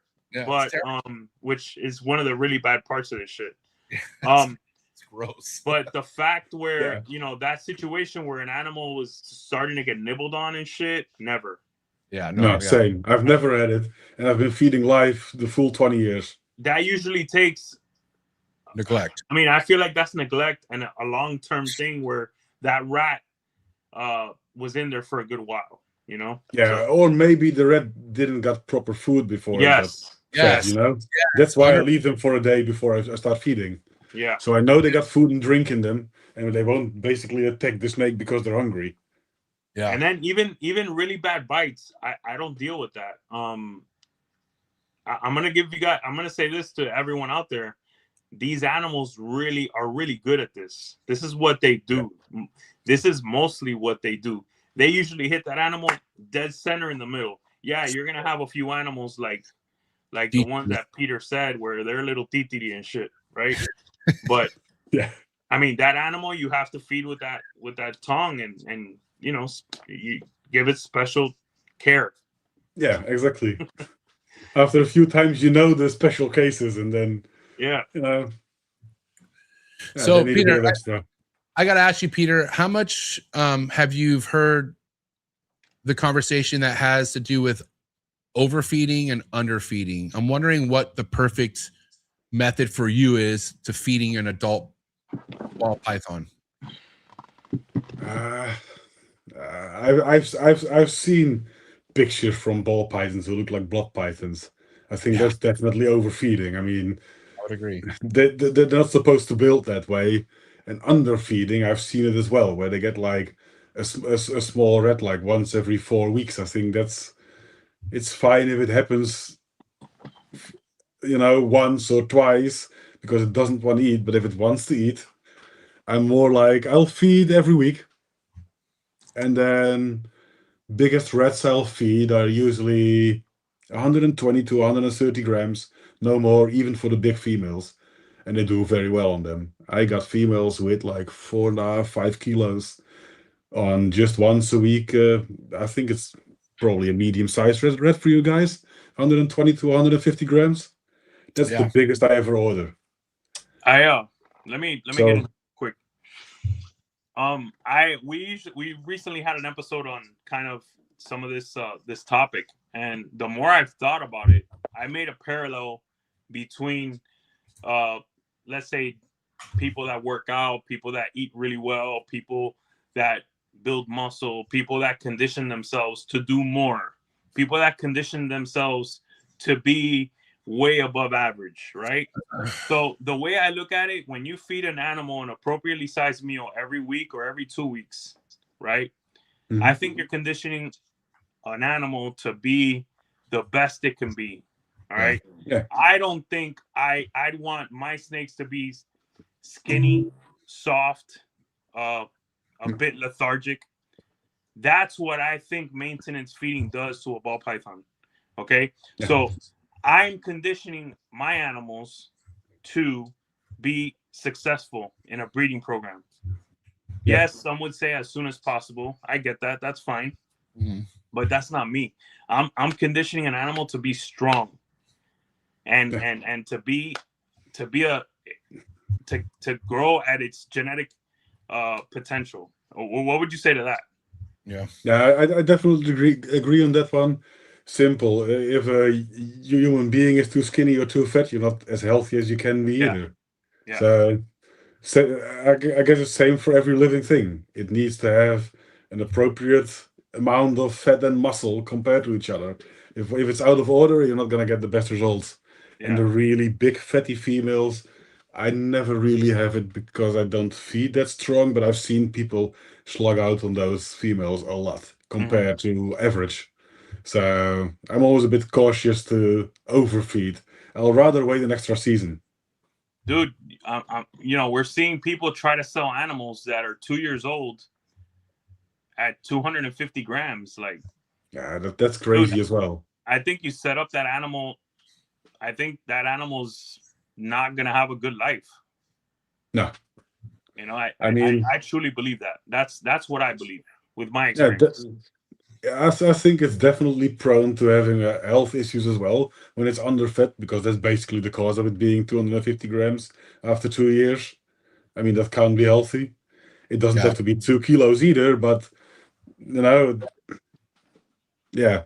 Yeah, bro. But that's with the maintenance feeding. I never really got it to a certain point. I get if you're really big, have a big overhead, it can save you a lot of money, but I think it will come back and bite you in the ass, because if you sell animals who have a shitty quality, because it's basically gonna be it, they're not gonna produce what the new owner wants it to produce, and they're not gonna come back to you. Now, let me also highlight that a 15-month-old female should not be 2,800 grams. No, definitely not. That is fucking insane. I feel like whoever, people that have done stuff like that, which I've never seen, they might have been risking that animal's life, short term and long term. What would you say to that, guys?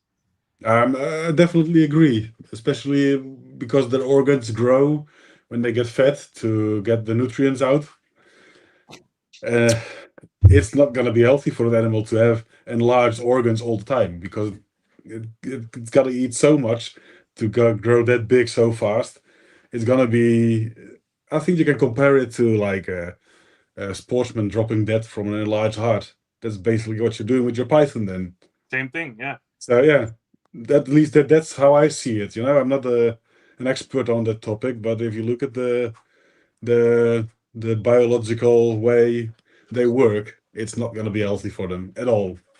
I mean, especially if we're looking at this animal to breed, which majority of us are. Everything that we're talking about, for the most part, is for breeding purposes. It's not for pet keeping, even though pet keeping is huge part of what we do. For this network, what we talk about primarily is breeding. And me personally, dude, I do not want a 2-year-old fucking 200-gram snake that I want to breed someday. That just to me, even though it could be possible, it sounds like a disaster. And again, we're talking like, especially investment animals, something that costs a pretty penny, dude, no way in hell, because you want stuff that starts off strong, because I think also strong snakes, they produce strong snakes. Like if you have something that starts off solid, that bloodline stays solid. I'm a huge believer in that. Yeah, and then, yeah, same here. And then I'm not speaking on everyone, okay? I want to be clear. I'm not speaking on everyone that does this. But for those out there that do this to sell the majority of their animals, I guarantee you, okay, anything, that they are not feeding their holdbacks like this, or they're animals that are going to make them the most money, okay? The animals that are going to make them the quickest, baddest, the best animals, the best combos. Guys, you're not doing that. Why are you doing that to your customers?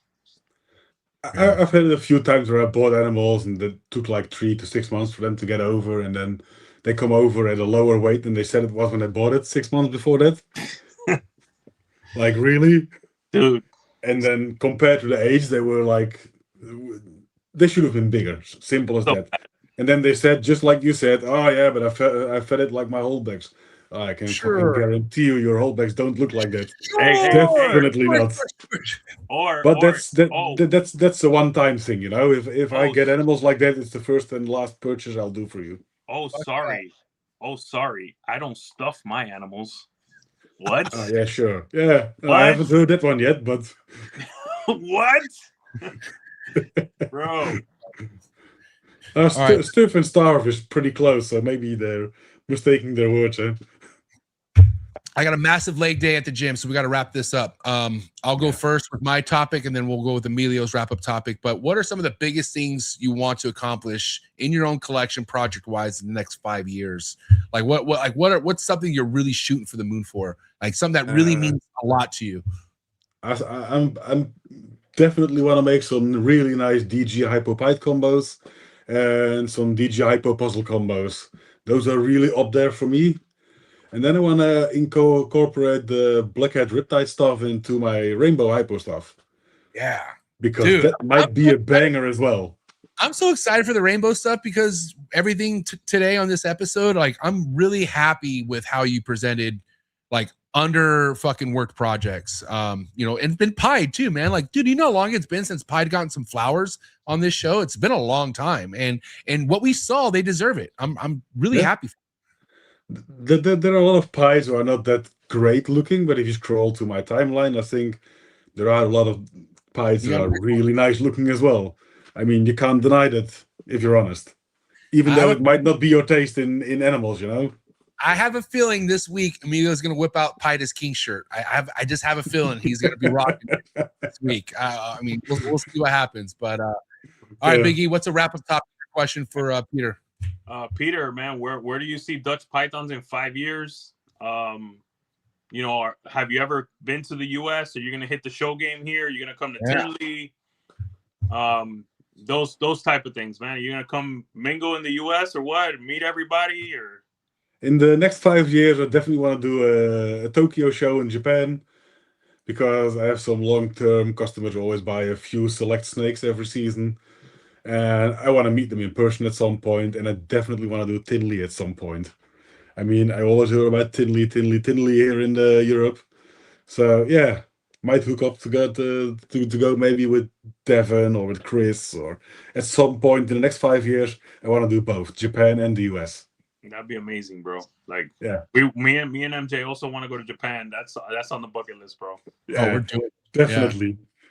I mean, besides going to a show, I might combine it with a holiday. You know, stay a week or two extra and see the country a bit. Hell yeah! I'm trying to eat that Japanese street food. That's what I want.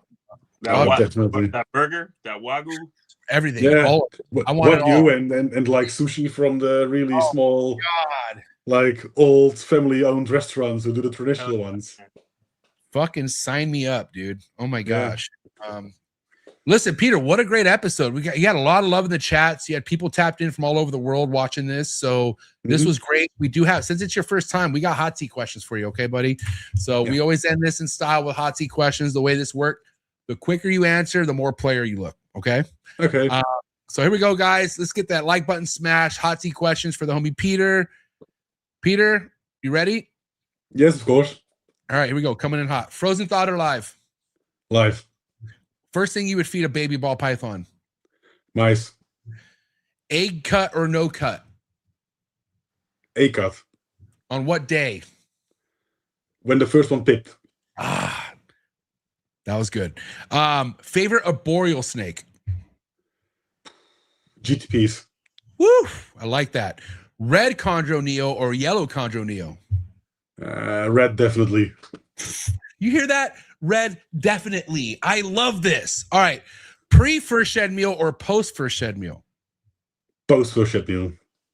If it came to you making the laws, are we going to say yay imports or boo imports? Yay imports.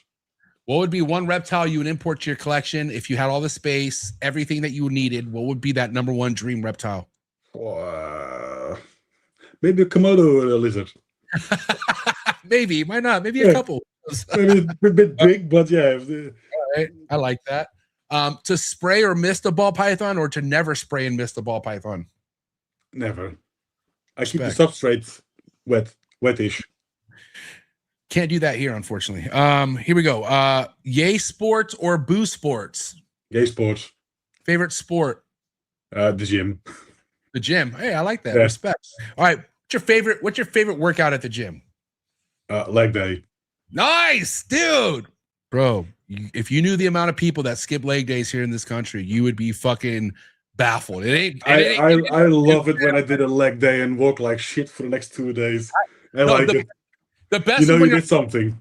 The best is when you're on the couch or you're in bed and your legs are just fucking just like they're like this, they're shivering. Oh, you know, you put in work. I love that. Yeah, exactly.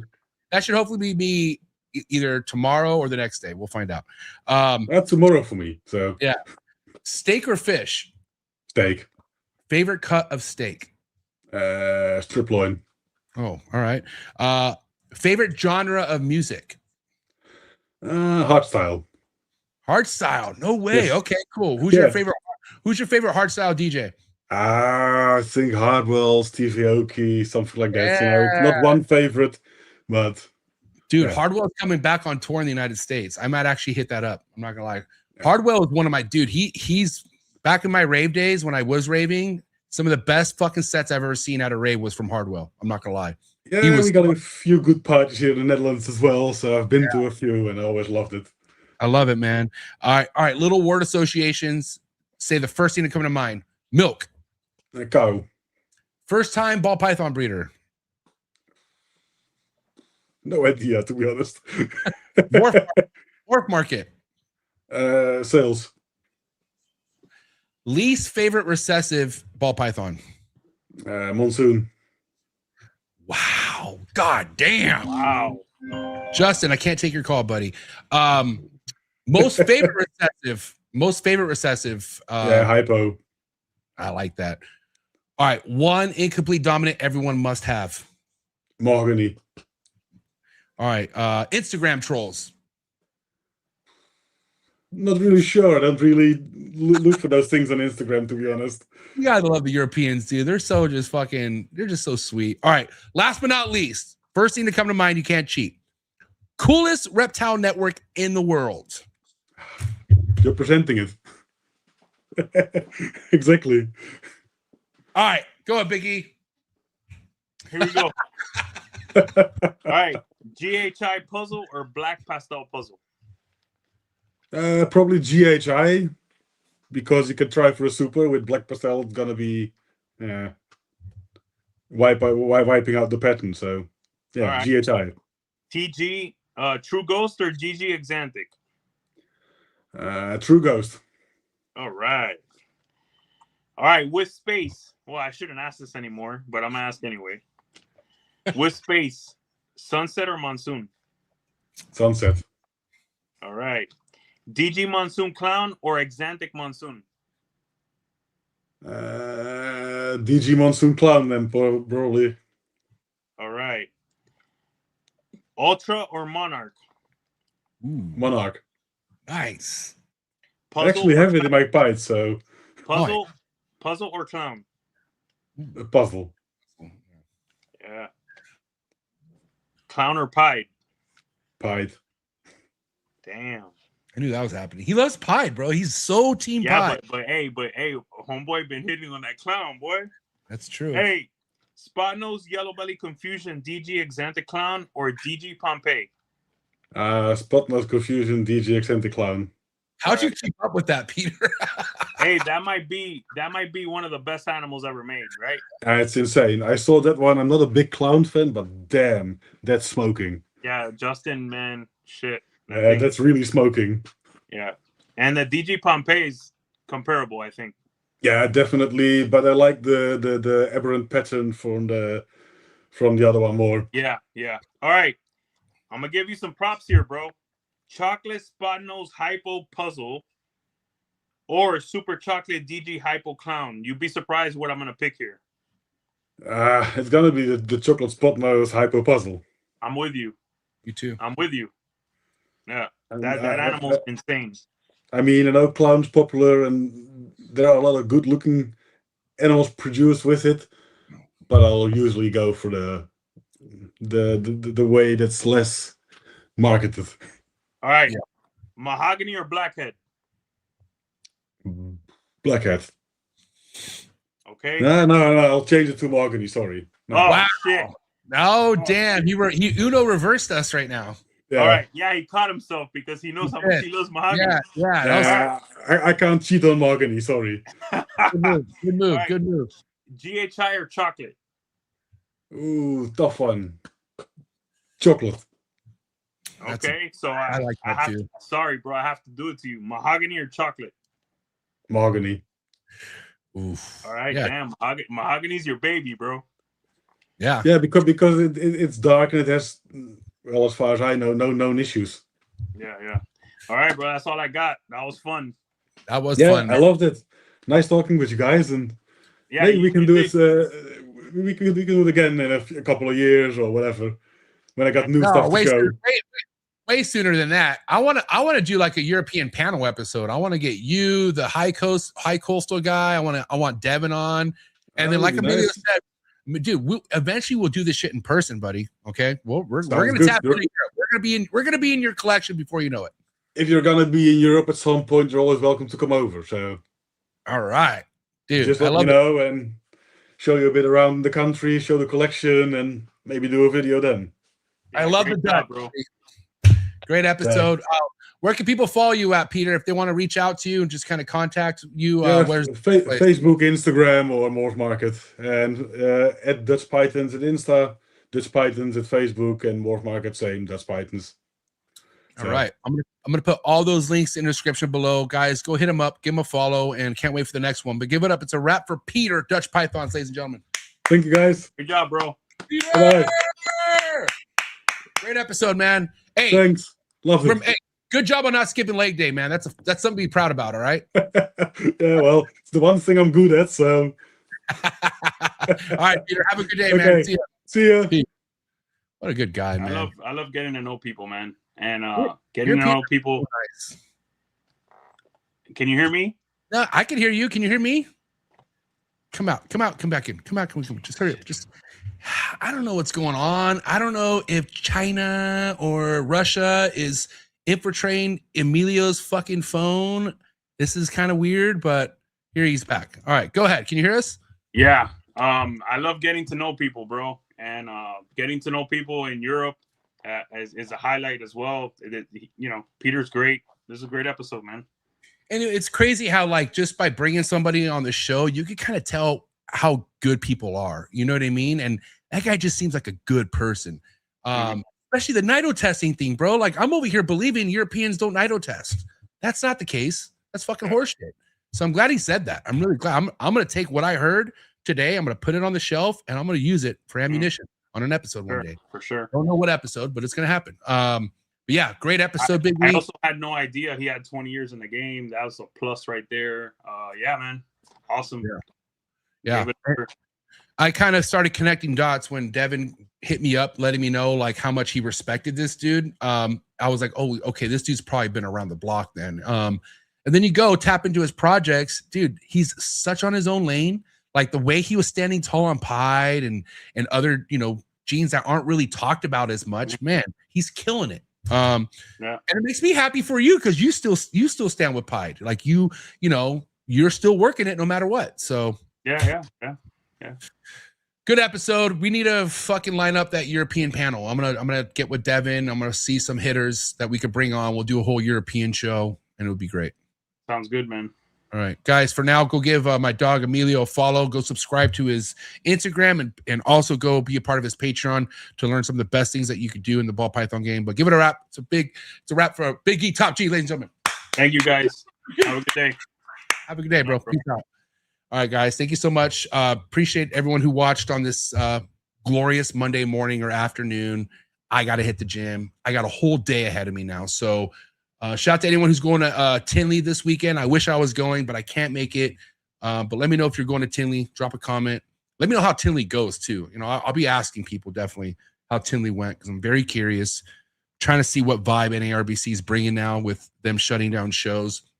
I really hope Tinley never falls off because that's just a show that just hits home to me. When it comes to meeting some of the best people I ever met, it was out of Tinley. So in my heart, I never want Tinley to go away. So Brian, Bob Ashley, if you're hearing me, keep Tinley and ARBC, please. Protect that show. It's a great show. All right. But yeah, thank you for watching, guys. Again, go give Peter Dutch Pythons a follow and be ready for that next European episode. But yeah, that's all we have on this episode. New Breed on the Block. Find all the links to my sponsors in the description below, and I'll see you here for All in the Tree Tuesday. It's going to be a good one, and I'll see you. Sorry for the interruption, folks, but a quick word from our sponsors. Shout out to tonight's sponsor brought to you by ZooMed. ZooMed is proud to be supporting the Trap Talk Reptile Network. At ZooMed, reptiles are our passion. For over 48 years, we've been creating premium foods, supplies, and habitats for reptiles and other exotic animals. We're a company made up of hobbyists that test our products on the hundreds of animals that we care for here every single day. Whether you're an established breeder or a first-time hobbyist picking up your first ball python, ZooMed has you covered with everything you need to keep your animals happy and healthy. I'm excited to talk about this new new product with ZooMed called the Slither Sense. It is a remote temperature and humidifying monitoring system, which we all know how important temperature and humidity is to your reptile. And for you to have remote access to your temperature and your humidity in your reptile room could really be a game changer for the longevity of you keeping reptiles. So guys, make sure you check out that product. Find the link in the description below. Click on it right now. Give me your feedback in the comments below. Let me know how you're liking a brand new ZooMed product.